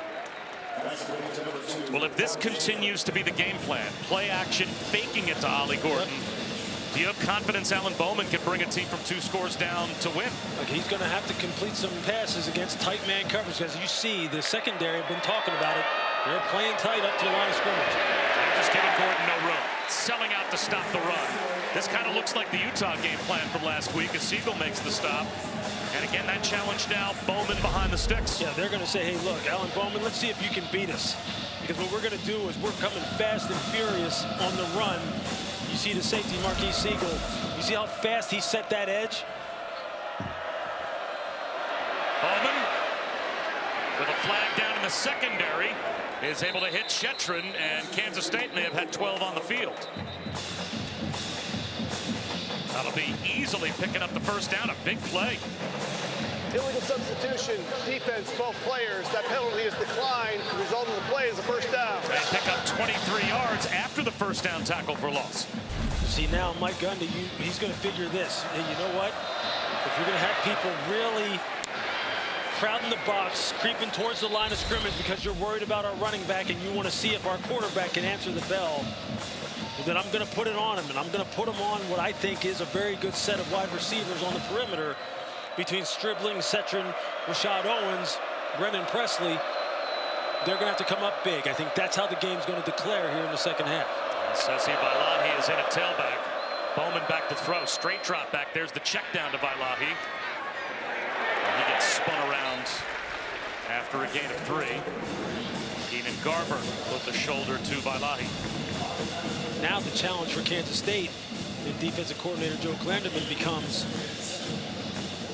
will my guys hold up in the back end, but at the same time, we got to disguise some blitzes. We got to get 4 or 5 or more in the pass rush, and we got to make sure Alan Bowman just doesn't settle into a rhythm. A 7th-year senior. Down 2 scores, play action again. This time he rolls out. Heaves one into triple coverage, and it's incomplete. He took a shot for Brennan Presley. That was a courageous throw. There's literally 3 guys there. Literally. BJ Payne can't believe he didn't pick this off. You see, they react to the boot pass perfectly. They had 3 guys. You see BJ Payne, Marcus Siegel is there. You got Jack Fabris is there over the top, and he still tries to throw it in there. You got to make him pay when he takes those kinds of chances. But I think you see who they're going to put the ball, whose hands they're going to put the ball in here early on in the second half. Another big 3rd down. Here comes the blitz off the edge. Bowman. Intercepted. Marquis Siegel with eyes on the quarterback. Able to pick off Bowman. Another takeaway for K-State. That's how it's supposed to work, man. Front in coverage, pressure in coverage. Make the quarterback speed up his process. You see the pressure off to his right. And then Marquis Siegel, who they think is one of the best safeties to ever come through here, comes up with the big play. I love football because I think it's the greatest teaching tool for young men in life. It's taught me so many life lessons. I've become such more of a confident person. No matter how big, small you are, you get to go out there on the football field every single day and impose your will. Blood, sweat, and tears, honestly. Being out here for the love of the game, just doing it for the person right next to you. You just love hearing these guys talk about what football means to them. What they're talking about right there is football character. How much do you love this game? Talked about the fact it's a series of character checks. Oklahoma State is up against one right now. Can they slow down the Kansas State offense? It helps when Jaden Jackson can't hold on to that rifle shot from Avery Johnson. So a miss there for the Kansas State offense. 2nd down and 10, but that after their 2nd takeaway as Bowman throws a pick, his 5th of the season. Yeah, he's going to need to respond. We talked about Avery Johnson and how he responded in game. Now Alan Bowman needs to respond in game, because they're going to need him to put the ball up in the air with the way they are playing Ollie Gordon now. It's going to come down to him making good decisions, delivering the ball with accuracy. Right up the middle again, and nearly breaking free was Dylan Edwards. He's got 9 yards. Jeff Roberson was able to trip him up, but that might have saved a touchdown. Just barely was able to clip him. You see him here. You see how that hole opens up. You see the 2nd level block. You see the tackle Carver Willis up on the 2nd level. He's got people locked up. If Roberson does not reach his arm out and trip up Dylan Edwards, he's making a house call. This Kansas State run game has been impressive. Johnson from a clean pocket, incomplete. Hoping for Keegan Johnson. Surprised they threw it on 3rd down and 1. Yeah, sure have. But I'll tell you, see, sometimes when you get inside the head of offensive coordinators, you think, look, our quarterback hasn't been getting pressured at all. I mean, you see him right there. He could have stood back there for 5 more seconds if he wanted to. Eventually, maybe he'll just take off and pick it up with his legs, which maybe Avery should have done right there. But I think they're still in a good rhythm. I think they're in a good place as far as the quarterback's being protected. Coach Chris Klieman said that that's what he wanted to see. I think they're in a good spot. Brennan Presley, fair catch. Muffs it! Did he touch it? Is it Kansas State ball? I think he's saying to the refs, I didn't touch it, man. I didn't touch it. Oh, boy. That's close. Kansas State thought that it may have grazed Brennan Presley, but he sold it and sold it well. I wonder what he's saying to himself right now. He's like, nah, I didn't touch it. Ruling on the field as the ball was not touched by the receiving player. I think he got away with it. He didn't touch it. It came close. Barely bounced to his left, and lucky he didn't take a hop right into him. Man, what do you think his pulse is right now? That could have been a critical error against one of the best players. You can see him, saw him on the sideline talking to the coaches. I think maybe the sun may have affected his line of sight. He may have lost it for a second. He's just too good of a player. He doesn't make those kind of mistakes.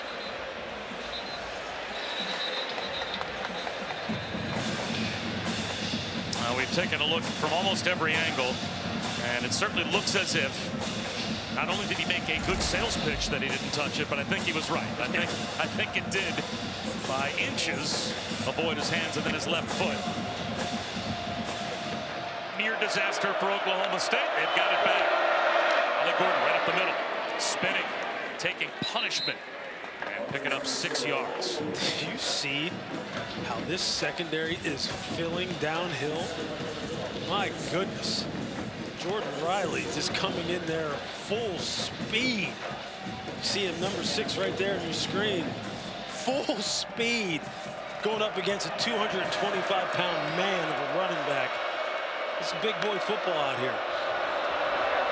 A little dump off into the right flat. Off the fake to Gordon, and that works as the true freshman tight end Josh Ford has a first down. Well, Chris Button speaking with Mike Gundy, and Gundy said there are different ways that we can come up with to get Ollie Gordon the ball and get him more involved. Other than straight ahead running between the tackles, well, what would you be calling to try and get him touches in other areas? I think you want to utilize the screen game. See if you can get some pressure upfield, hide him in there behind the offensive lineman, get some blockers in front of him so where he can just get some space. Might be a broken play. And that's Bowman. And that's forced to throw it away. It looked like he turned the opposite direction that Ollie Gordon was, and there's nobody to hand the ball off to. That's exactly what they were trying to run right there. They were trying to get him the ball on a screen, but I think the ball handling got messed up. Look how the offensive lineman released. Look at what Ollie does. I thought that maybe was going to be a screen play, but that's one of the ways they can try and get him the ball out on the perimeter.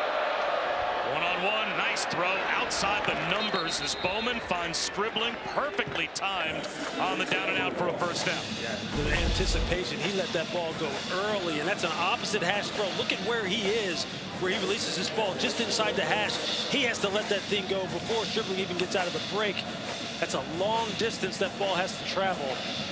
And those are the kind of throws he's going to need to bring his team back to 2 scores down. Scribbling's been his #1 target, 132 yards receiving, and the touchdown off the flea flicker catch and run. Now it's Vailahi. Able to fall backwards for a gain of 3.5. Brendan Mott wrapped him up. The machine, Austin Moore, stepping up again. These linebackers, Moore and Romaine, they're going to be big. They need to make sure they try and keep this team one-dimensional. Have you had a good career if you had no offers coming out of high school, and by the time you wrap up your career, your nickname is The Machine? I think That's so. the place you end up at. Impressive kid, man. Impressive. Bowman has the deep shot. Is it intercepted? Juggled and unable to hold on was Keenan Garber. It looked like he ran the route for Scribbling, and he was the receiver waiting for the ball to drop, but Garber couldn't hold on for the pick. Hey, he tried to run a slant and go on Keenan Garber. Watch him here. Outside leverage, eyes back at the quarterback. He doesn't really sell it good enough. Keenan Garber goes, I'm not falling for that. I've got good leverage on you. I've got good cushion. Playing with my eyes back to the quarterback. Textbook. Great play by Scribbling. He became the defensive back. Third down. Here comes an all-out blitz. Incomplete. Hoping for Presley. Off his back foot, Bowman forced to unload it. As, again, Joe Klanderman, the defensive coordinator for Kansas State on third down, brings the house. He's getting after him now. Look, Ollie Gordon just saved Alan Bowman from just getting whacked by Austin Moore. Jordan Riley was coming down the pike. I already talked about, look, Jordan Riley has no fear. He's just looking for contact. Kansas State tries to set up a return. Dylan Edwards lets it land in the end zone. Hudson Cock kicked it a long way in the air. 59-yard punt as he sent it all the way down to the opposite end zone.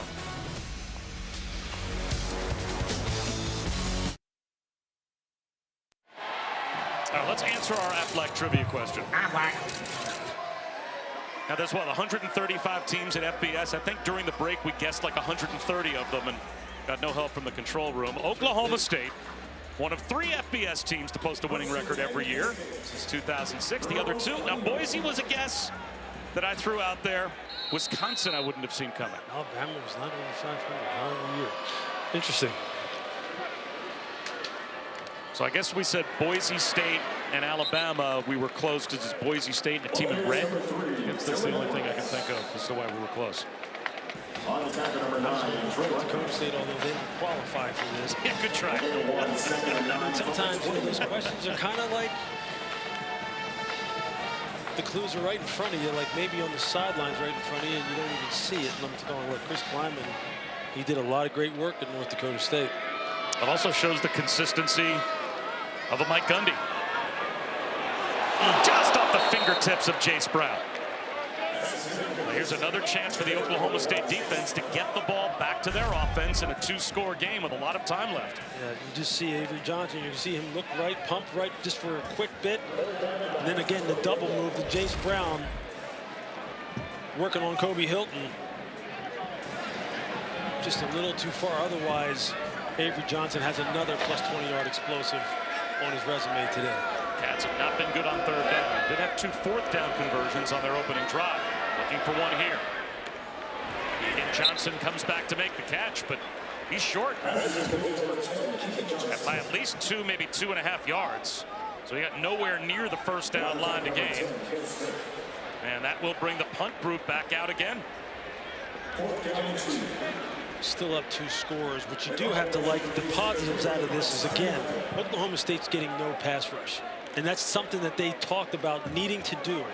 Wanting to get Avery Johnson unsettled. Well, they're not doing that. And he's throwing the ball with accuracy, making good decisions. On drive punt. Presley fields it. Gets it down immediately.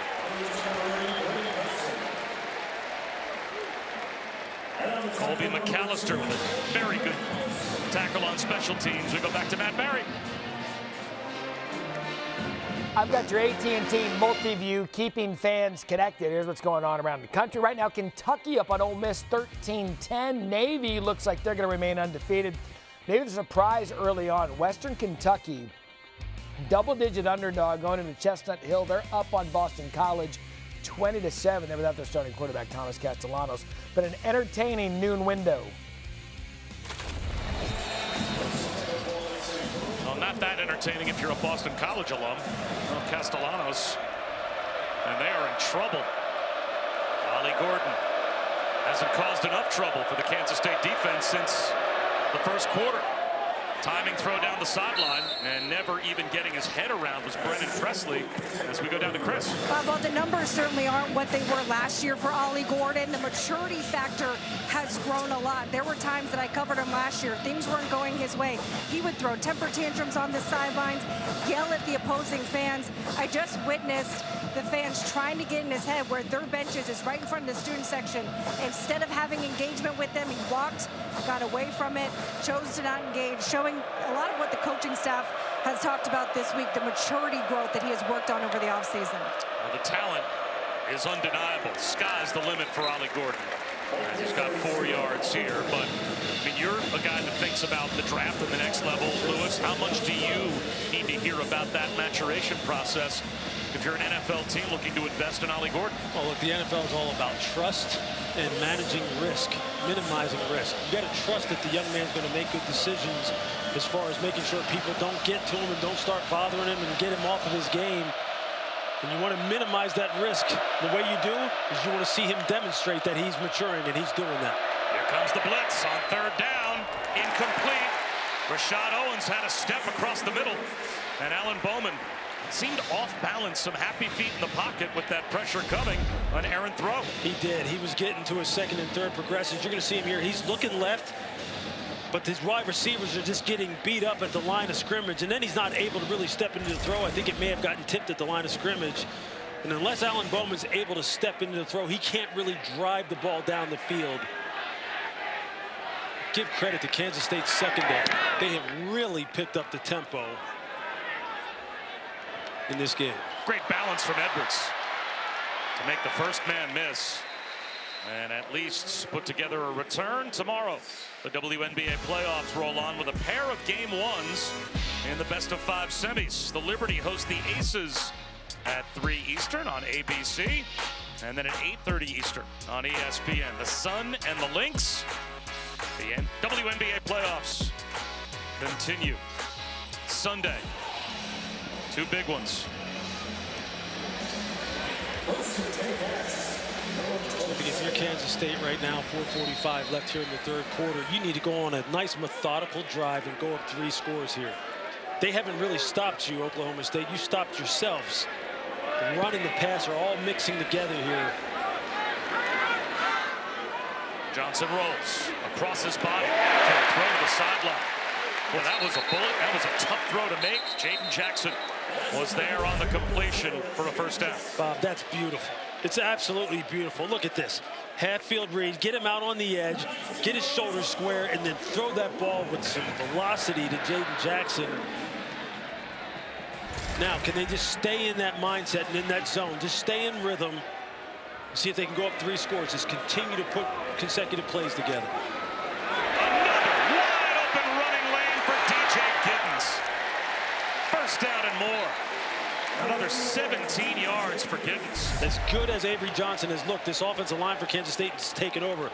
Look at the pull right here, the wraparound block of center Sam Hecht. You see how he adjusted in space, cut off the inside-out pursuit. Much better that time for that front from Oklahoma State. Sean Brown was able to bring down Giddens right about at the line of scrimmage. No gain on first down. I saw Nick Martin, the do-it-all linebacker, firing downhill as well. Haven't called his name very much this afternoon. Man, somebody for Oklahoma State needs to come up with a play, because right now, Kansas State, they are just rolling. Just look at DJ Giddens' statistics today. 9 for 170. It's like my high school rushing stats. Is that a good average? Yeah. Wide open. Again, it's Jace Brown. Boy, there are a lot of soft spots in this Oklahoma State defense, where they're getting creased at the line of scrimmage in the run game or big voids in the secondary. Yeah, here, this zone coverage scheme, you can just see it. Jace Brown just finding the zone hole. There's absolutely no pressure on Avery Johnson whatsoever. And as I mentioned, Oklahoma State coaching staff knew that that was going to be important, to not let this young quarterback start getting his confidence. I don't know if he can get any more confidence the way he's throwing it right now. He's going to run himself. Johnson, he already has 1 rushing touchdown today. Hit at the 5-yard line, out of bounds at the 2.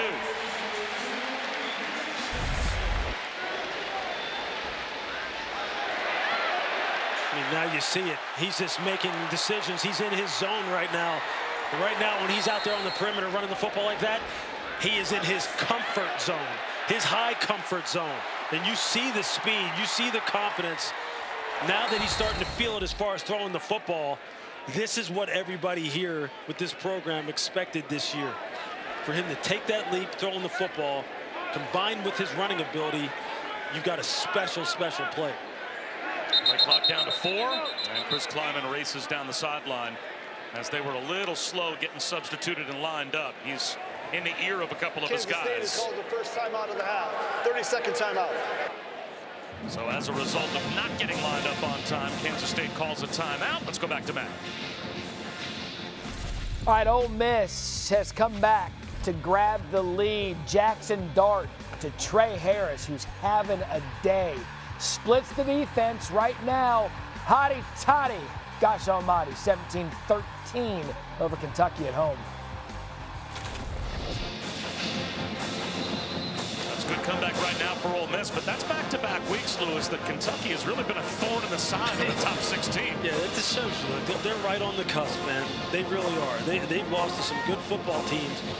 And Ole Miss, I think the more and more people study them and look at them, I got to see them in the Peach Bowl last year. They did nothing but bolster that roster. And Jackson Dart is on it right now.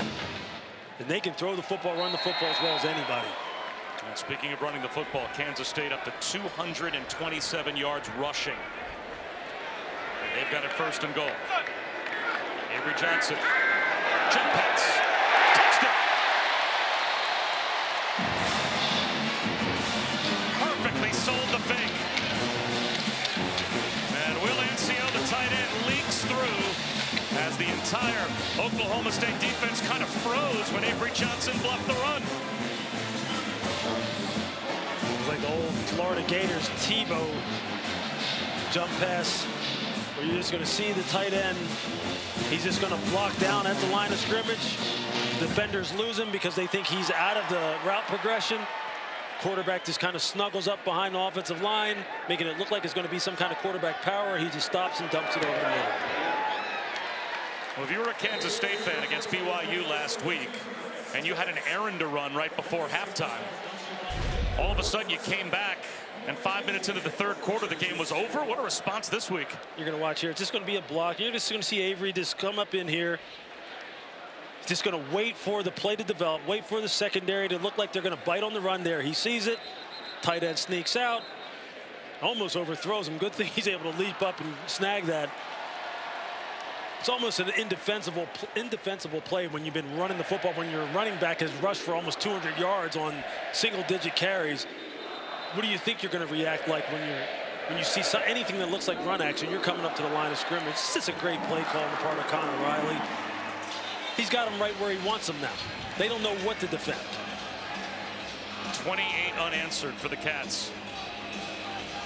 And they have opened up a sizable lead now. 35-13 with under 2 minutes to go in the 3rd quarter. It's hard to believe the rushing numbers are where they are now. 227 yards for Kansas State, only 87 for the Pokes, and that was with Oklahoma State and Ollie Gordon looking like a freight train in the 1st quarter. Yeah, give Kansas State credit. Give their defensive staff credit. And the players, they started playing much more aggressive. They said, look, Ollie, we're going to take you out of this and put this on the quarterback's back. We'll take our chances with defending him, and it's paying off. Ancio with his 1st touchdown, getting hugs on the sideline. More college football this afternoon on ESPN+. TCU Kansas begins at 3:30 Eastern. To get ESPN Plus, at ESPNplus.com or download the ESPN app.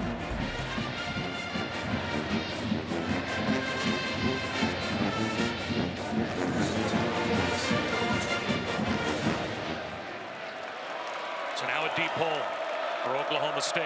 Still a lot of time left. Only a 3-man rush. And there's the deep in cut. That throw on time in rhythm from Alan Bowman. And Stribling again. He's been the #1 target. He's got 25 more yards. Where they're getting their catches and their big plays is in zone. Something that Chris Klieman told us we're not very good at. We're better at man-to-man coverage. I wish we were better in zone, but when they back off and play some kind of traditional 3 deep or 2 deep, that's when Oklahoma State is having success. Now a blitz. And a broken tackle. Presley scampers to the sideline. So some yards after the catch. The tackle by Keenan Garber. You haven't seen the Kansas State secondary miss many tackles in space in this game. When you play man, that's the risk you take. If you don't get guys on the ground, you can give up big plays.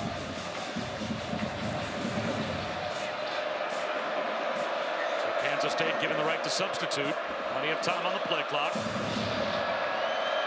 Again, they show blitz. Here they come. Incomplete. Trying to reach back was Talon Shettron. Jacob Parrish wrapped him up. See, there's the problem that the Oklahoma State coaching staff talked to us about. When you're playing against man coverage, your accuracy has to be dead on. You have to put the ball where it needs to be put because the coverage is going to be tight. That time he's on target. Presley again into the arms of Austin Romaine. So it'll be 3rd down and about 4.5. But it's really interesting to watch this unfold here. Kansas State is so much more comfortable playing man coverage. They give up completions every time they're in zone. When they play man and they rush with 5 or more, it usually spells disaster for Oklahoma State. Flag out. Again, he wanted Presley, and that time Colby McAllister will be called for interference. Man coverage again. McAllister is right there. He's just sitting on the route. Brennan Presley just trying to run a little out route. Defense number 2. The ball will be placed at the spot of the foul. Automatic first down. He played it perfectly, Bob. He played it absolutely perfectly. You'll see him at the top of your screen. You're going to see Presley just run that little stick route, an out route. You don't have to reach out and grab him. As a matter of fact, if you just put your foot in the ground and break, you may intercept it and go for a pick 6. They have the right calls on. It's just whether or not they're executing them.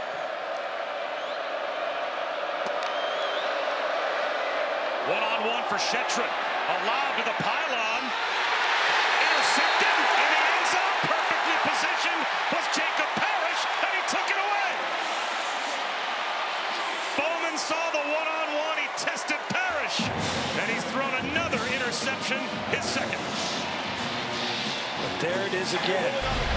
Interception. First down. Man coverage makes all the difference. Jacob Parrish, he has him, he's in phase, he has him in control. That's why he can turn back and look for the ball. That's why he can literally turn his head back towards the receiver and find the ball, because he had him locked down right from the get-go. He didn't give him any room to breathe at all. You can't play it better than that. You can't. That's what they're best at. That's what they need to stay in, because when they play man coverage like this, that's textbook. He doesn't give him any kind of move at the line of scrimmage. I mean, the DB, all he has to do is turn and run with him and then win the jump ball in the end zone. Man, you know what? In this day and age when there's so much offensive fireworks and people get so excited about it, and I get it, I love it too. God, I love to see good defense. Why? Because was that was my position, man. That was somewhere in your DNA? Rumor has it. It's just fun to watch. No gain on first down for DJ Giddens, and that should take us to the end of the third quarter. Oh, that's good. Kansas State taking it away defensively. And they're working on a run of 28 unanswered points to open up a 35-13 lead. And gotten it done on the ground. And boy, the ground attack sets up the easy jump pass touchdown as well for Avery Johnson.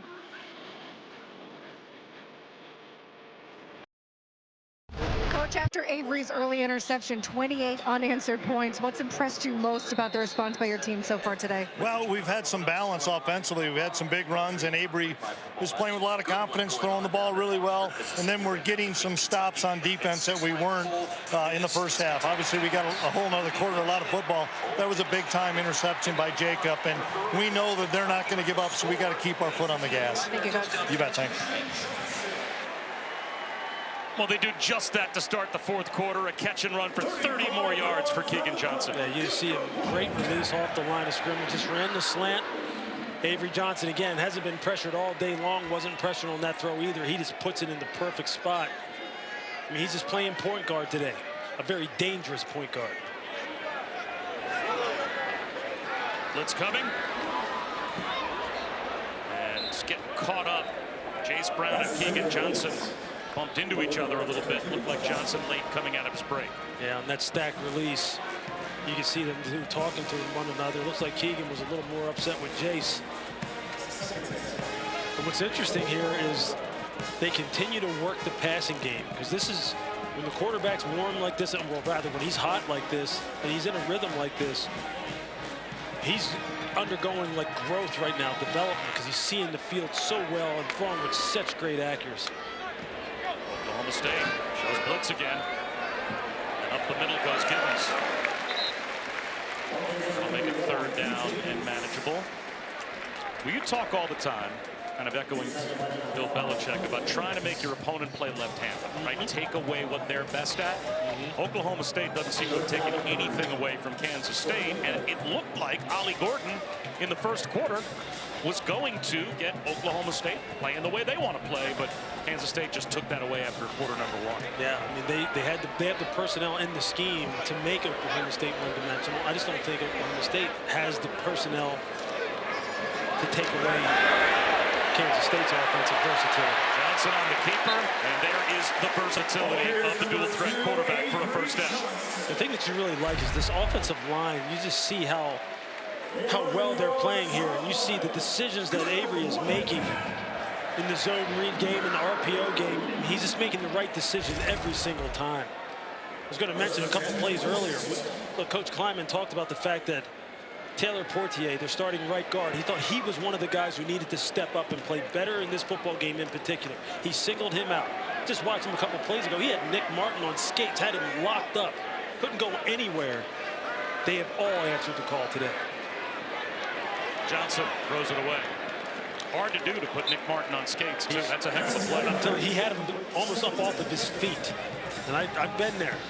As a linebacker, when an offensive lineman gets great hand position inside and they basically just take you for a ride, I mean, our colleague Jeff Saturday always talks about this on, on daytime TV. He laughs about it.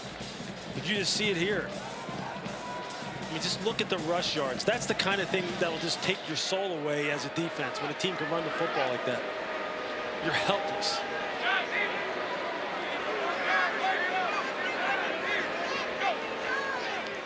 Little pitch to Gibbs. Took the initial pop, a 360 spin, and ends up working out about 8 more yards. Look, Trey Rucker is going, like, what am I supposed to do here? Like, I come in, I put a pretty good hit on him. I don't wrap him up, though. I don't bring my feet. And DJ Giddens is basically saying, look, not today. Today is not the day for you to come in here and not wrap me up and duck your head. I'm running through all of that. I'm breaking out my high school average numbers. I mean, he is just having a day.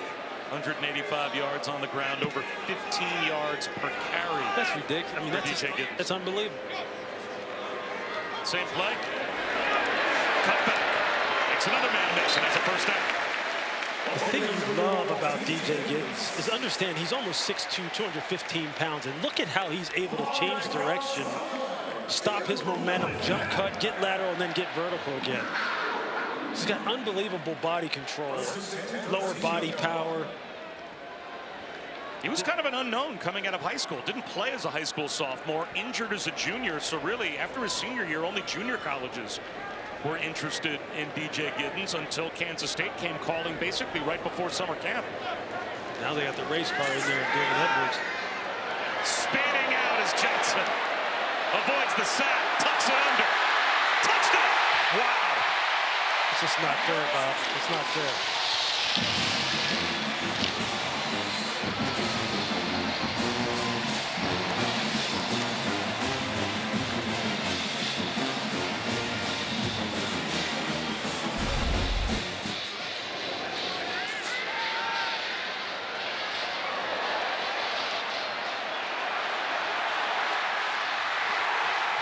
Linebacker Jeff Robertson has no chance. He has no chance to make that play in space against an athlete the caliber of Avery Johnson. If this young man can play like this the rest of the year, Kansas State's going to be dangerous. Well, Will Howard's now at Ohio State. He went in the portal back in December. The reason? And Chris Kleiman told us, we knew it, when he ran Avery Johnson for 5 touchdowns last year against Texas Tech. The handwriting was on the wall. He's doing it again today.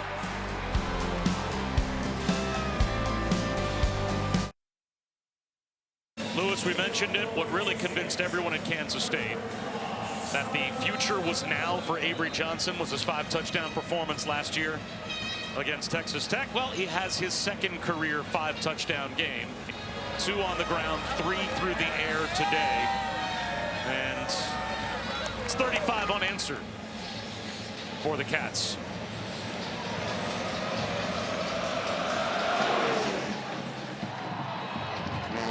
It has been a fun day to be in the Taco Bell Live Más student section. If you're a Kansas State fan all season long, student sections across the country are competing to be the Taco Bell Live Más student section of the year. Download the Taco Bell app to learn more.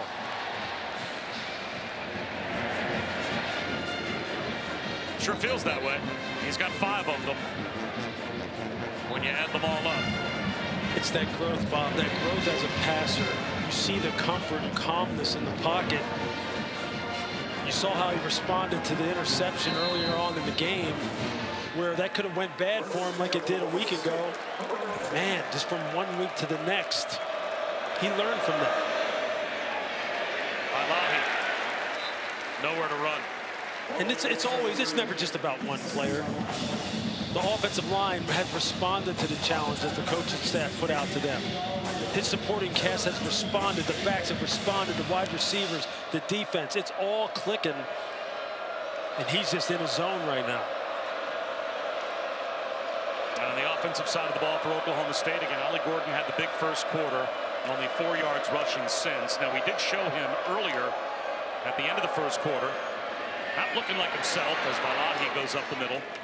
And now he's over on the sideline, and you wonder if he really is 100% as he was flexing out one of his legs and being looked at by the doctors. Chris Button said he never was even brought back to the injury tent or to the locker room, and for the most part was involved in all the offensive huddles as Valahi is bottled up on third down, Lewis. So does he look right to you?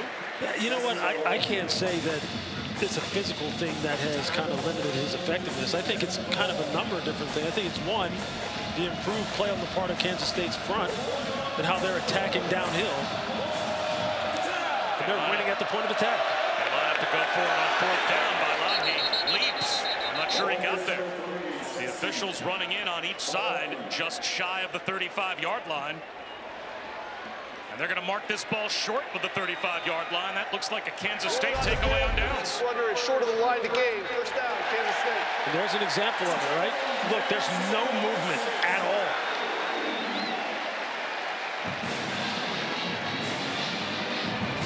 Kansas State defensive line gets low. The ball never breaks the plane of the 35. Just a failed attempt.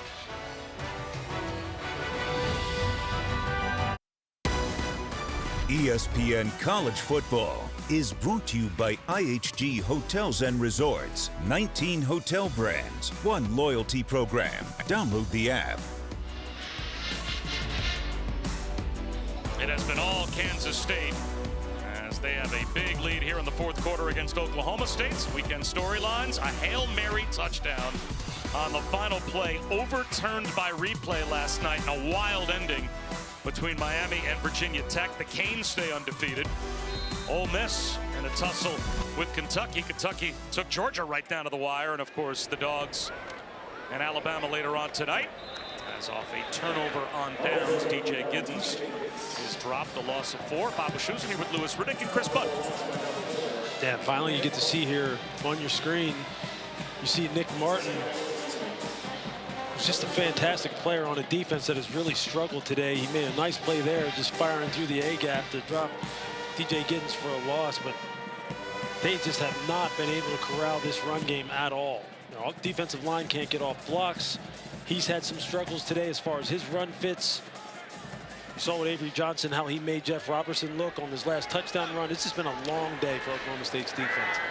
Play action, looking for Jackson. Almost a one-handed catch. Avery Johnson already has found Jaden Jackson for a big one earlier today, and he nearly had another with Corey Black in coverage. Look at the release. Nice release. Get the hands off of you. The receiver grabbing your shoulder pad. Can you get 2 hands up there on that ball? Because I'll tell you, that is a well-thrown ball. He put it right where it needs to be put. And you see him clap his hands together. He thought he had another one. That'll go down as an incompletion. But if you're Avery Johnson, you can't throw it much better than that. Giddens on 3rd and 15. He is brought down after a gain of a couple. In the middle of that pile up again is Nick Martin. When we talked to Brian Nardo, defensive coordinator for Oklahoma State, and Mike Gundy as well, they both used the same phrase to describe Nick Martin's game. Said he has complete disregard for his body. But every play is just a sellout to do everything he can to hit the opposition as hard as possible for his defense. Yeah, and he's been trying today. It's just that, look, this was a very determined Kansas State offensive line and running game. And they just have not been able to have answers. Poor run fits, blown assignments. Kansas State has had their way with that side of the ball today. Delay of game, offense, 5-yard penalty, 4th down. So, with Mike Gundy's team about to get the football back, Kansas State allows. Oklahoma State is elected to decline the foul. There's 4th down. Oklahoma State going to decline the penalty after Kansas State tried to give their punter Simon McClannon 5 yards more of room.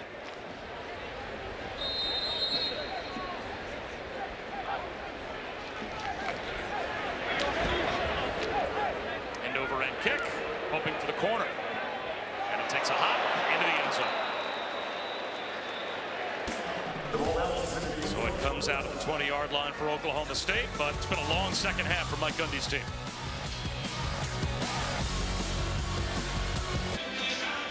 Second quarter, Chris Kleiman's team was behind, but they flipped the script, Lewis, since then. They have dominated this game since midway through the second quarter on. They sure have. Look, they're getting turnovers, they're running the football, getting explosives in the pass game, and defensively, they are just shutting down this offense. They have made it totally one-dimensional with no run game for Oklahoma State at all. Presley turns around and picks up 5. Well, you talked about it at the start. Avery Johnson for Kansas State, Ollie Gordon for Oklahoma State. Those are the 2 best players. Those are the players that each team has to get back on track today.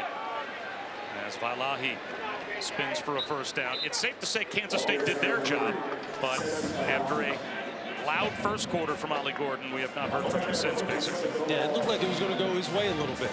Offensive line was coming off the ball. Caught Kansas State playing a little tentative, and then it all changed. Ullman finds the crosser in Rashad Owens to midfield. Safeties got involved.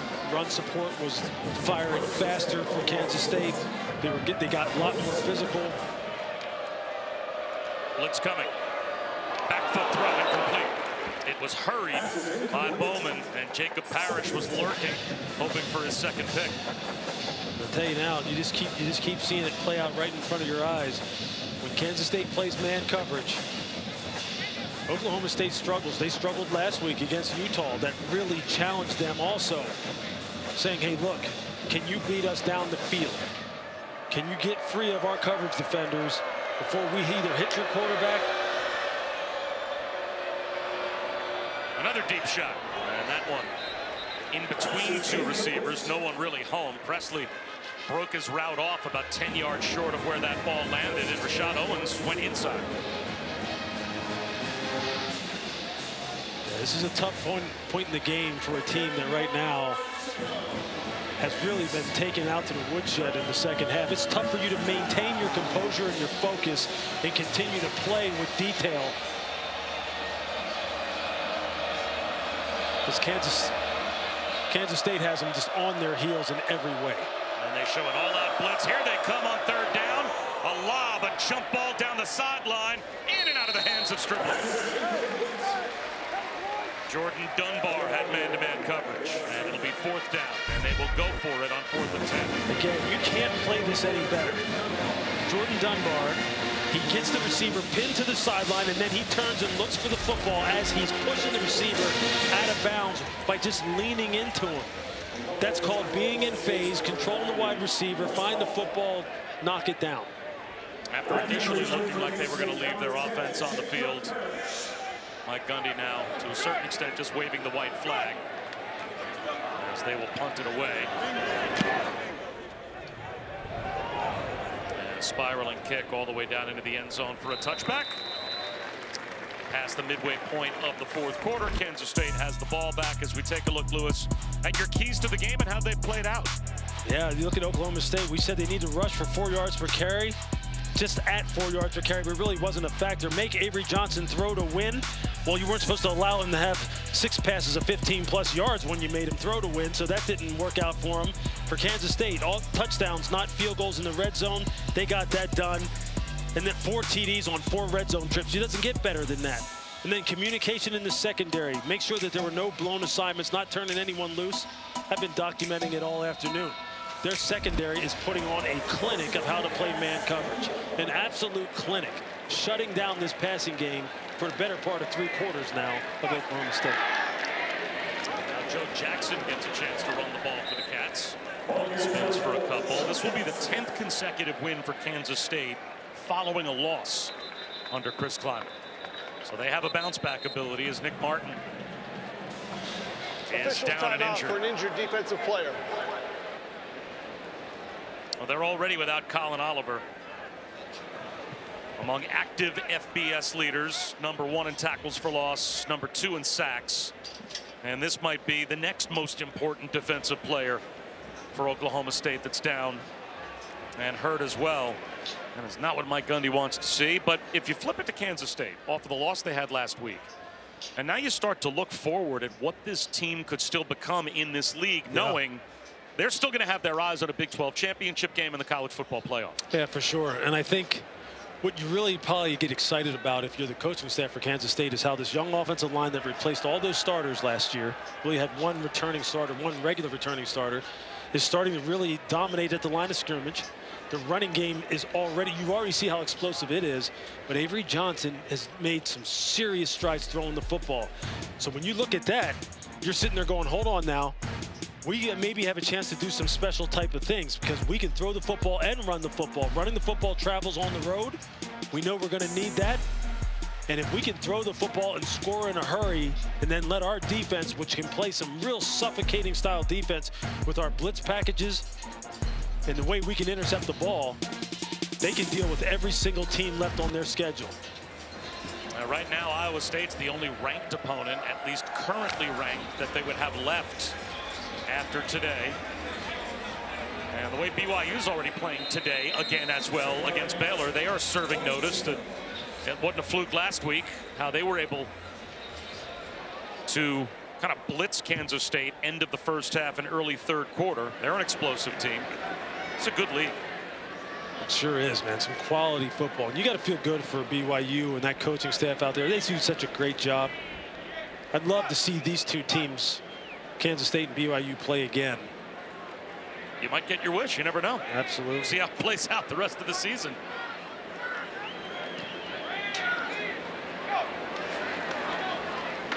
Right up the middle. Jackson. Oh, he almost broke free again. Good tackle by Trey Rucker to save a chunk play. Again, tonight, ABC, ESPN Plus, 7:30 Eastern for Georgia and Alabama. #2 and #4 meet in Tuscaloosa. Saturday Night Football and the SEC on ABC at 7:30 Eastern. Blue Bloods, huh? A little blue blood big boy matchup.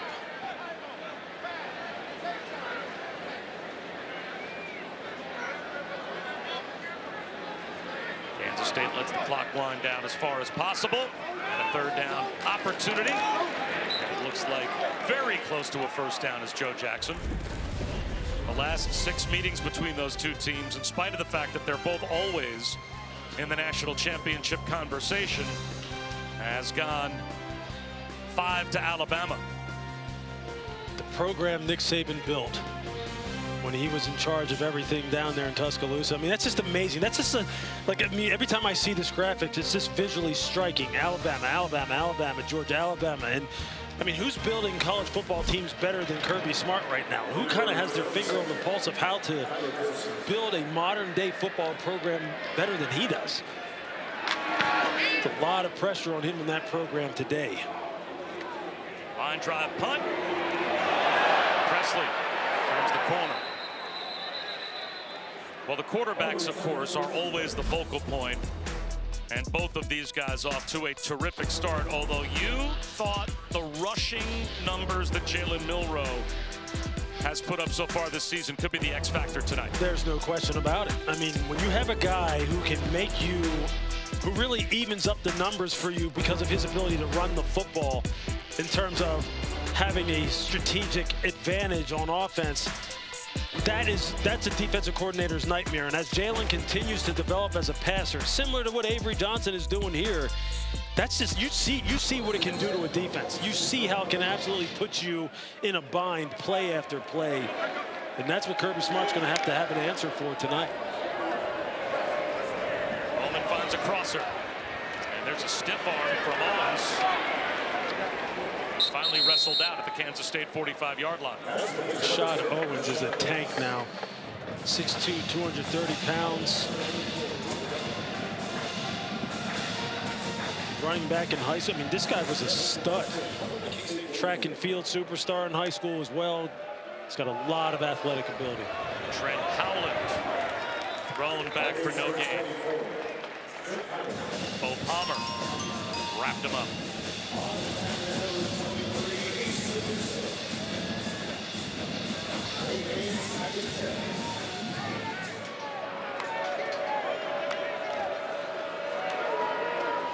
A little screen out to Presley.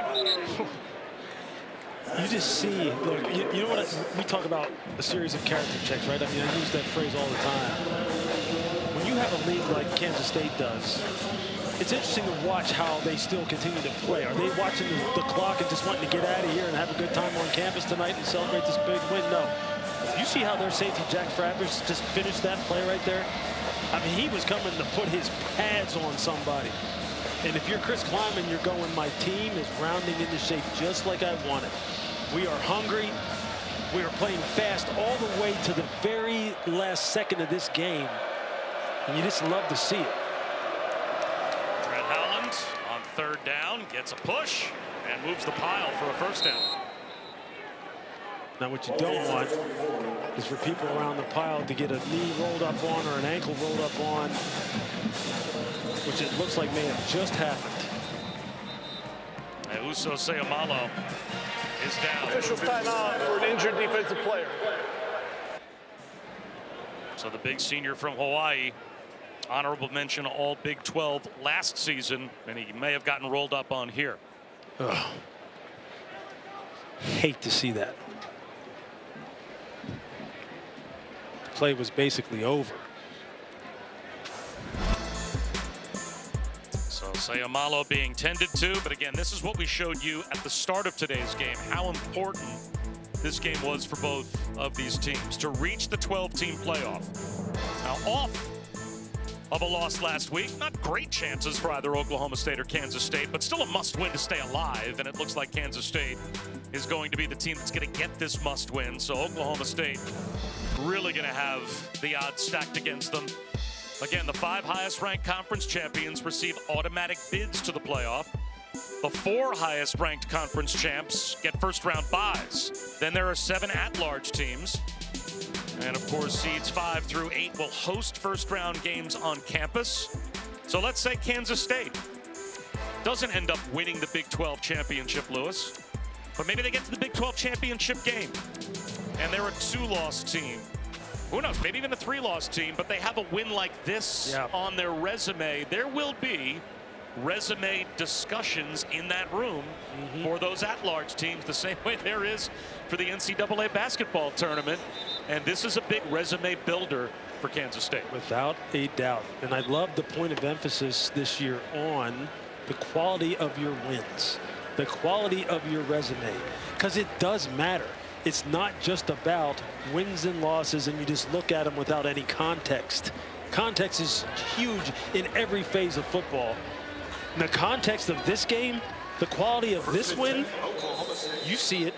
You see on the football field how good this football team can be. So this is big time. On first down, a rollout for Bowman, and that's incomplete. Azuso Seumalo, by the way, you can see really very slowly walked over. And he is in the injury tent now on the Kansas State bench. So we'll try and keep our eyes on Seumalo. But it'll be second down and 10. 2:45 to go. Yeah, you just want to make sure that, look, their big men up front, Seumalo, Ilalio, number 56, their nose tackles are huge, a huge part of the run defense that they need here in order for them to get to where they want to get to. Can't start losing guys like that, and you don't want to lose anybody like that when the game's in hand. Trent Howland couldn't break free. Travis Bates grabbed him around the ankles and helped slow him up. Third down play here for Oklahoma State before the 2-minute timeout.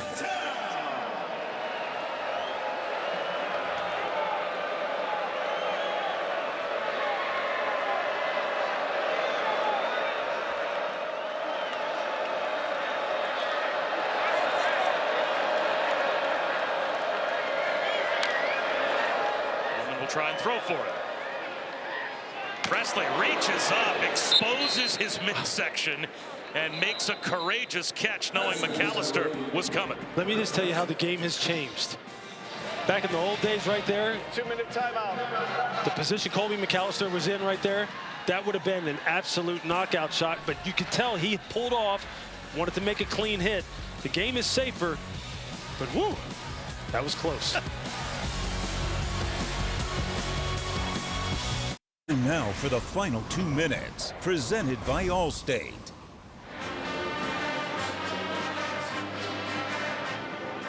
Two minutes to go in the fourth quarter. Minute 58 to be exact. And breaking free and looking for the end zone and finding it is Trent Howland for an Oklahoma State window dressing touchdown with 1:52 to go, as these final 2 minutes presented by Allstate have Oklahoma State in the end zone for the first time since the first half. You can see Trent Howland just jumped this ball right there in the C gap between the tackle and the end. Good blocking at the point of attack. Defenders not getting off blocks. Too little, too late for Oklahoma State. It's just nice to see their players continuing to compete as well. 42-20 with a minute 52 to go. But the story today, Lewis, has been Avery Johnson, a 5 overall touchdown performance, 3 through the air and a couple on the ground. Yeah, this just bodes well for the rest of the season. Right now you're figuring, hey, look, this is what we wanted to see. This is the kind of growth you want to see from every single quarterback. We knew we could run the football. We just want to see him throw it with accuracy, see the field clearly. Give credit to the coaching staff of Kansas State, cleaning some things up for him so he can play fast, play free, play confident. And then when he decides to just ad-lib and use that wonderful athletic ability, you just sit back Kansas and watch. State, number 10 will be wearing number 85. This young man is special. He's so young in his career still. It's important to keep that in context. Kansas State has a hands team on the field, anticipating an Oklahoma State onside kick. I wouldn't think Oklahoma State would go for an onside kick. I mean, earlier in the quarter, they punted instead of going for it on 4th down from midfield. So it seems like Mike Gundy is just letting his guys, when they have the ball, run their stuff, but they will indeed kick it deep. And it will land in the end zone for a touchback. So a 22-point lead for Kansas State. And the bounce back for Avery Johnson, Lewis. That's what you were looking for. Yeah. How would he bounce back off of the 2 big turnovers last week against BYU that led to that furious flipping of that game late in the first half and early in the third quarter? Well, when we sat a couple feet from him just yesterday and we spent that time with him, he didn't look like anyone who was under, duress or looked like someone who wasn't sure of what he needed to get done. I think he was very confident in what went wrong, especially from a leadership standpoint. He knew that his body language, his responses had to be better, because if it's not going to be him, then who's it going to be? He knows that everybody's looking at him. The coaching staff, they work with him on that. They talk to him about it. And he had a chance mid-game today to kind of decide which way he was going to go with it when he threw the interception. He came right back out and just kept firing. Probably got even better after the early interception. And it's just cool to watch. It's cool to watch the growth and development of young players. And now Taquan Roberson takes over at quarterback. So Avery Johnson, his afternoon is done. Coming off his first loss as a starter last week, bounces back with a big win this week. And that will even up Kansas State's conference record at 1-1 and make them a 4-1 team to begin the year. Joe Jackson to the right of Roberson. Takes another handoff, and he's free. Yearly back down. That's a first down. Well, the final year that the Arkansas-Texas A&M rivalry game will be played at Jerry World. That's going to be on home campuses after this season. But that is coming up next. The Hogs will take on the Aggies in Arlington. Texas A&M has won 11 of 12 meetings with Arkansas since those two teams became SEC rivals back in 2012.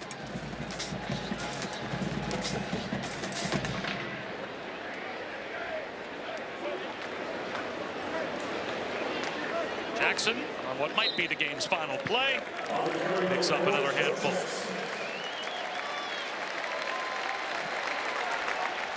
An impressive performance for Kansas State. And Oklahoma State left to pick up the pieces again, as Mike Gundy's team now has dropped their first 2 in conference play. But a 5-touchdown day for Avery Johnson.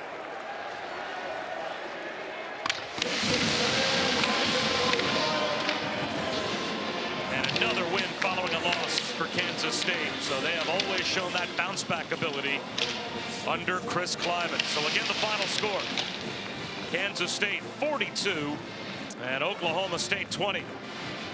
For Louis Riddick and Chris Button, I'm Bob Wischusen. Thanks so much for watching. Texas A&M and Arkansas are coming up next. So long from Manhattan.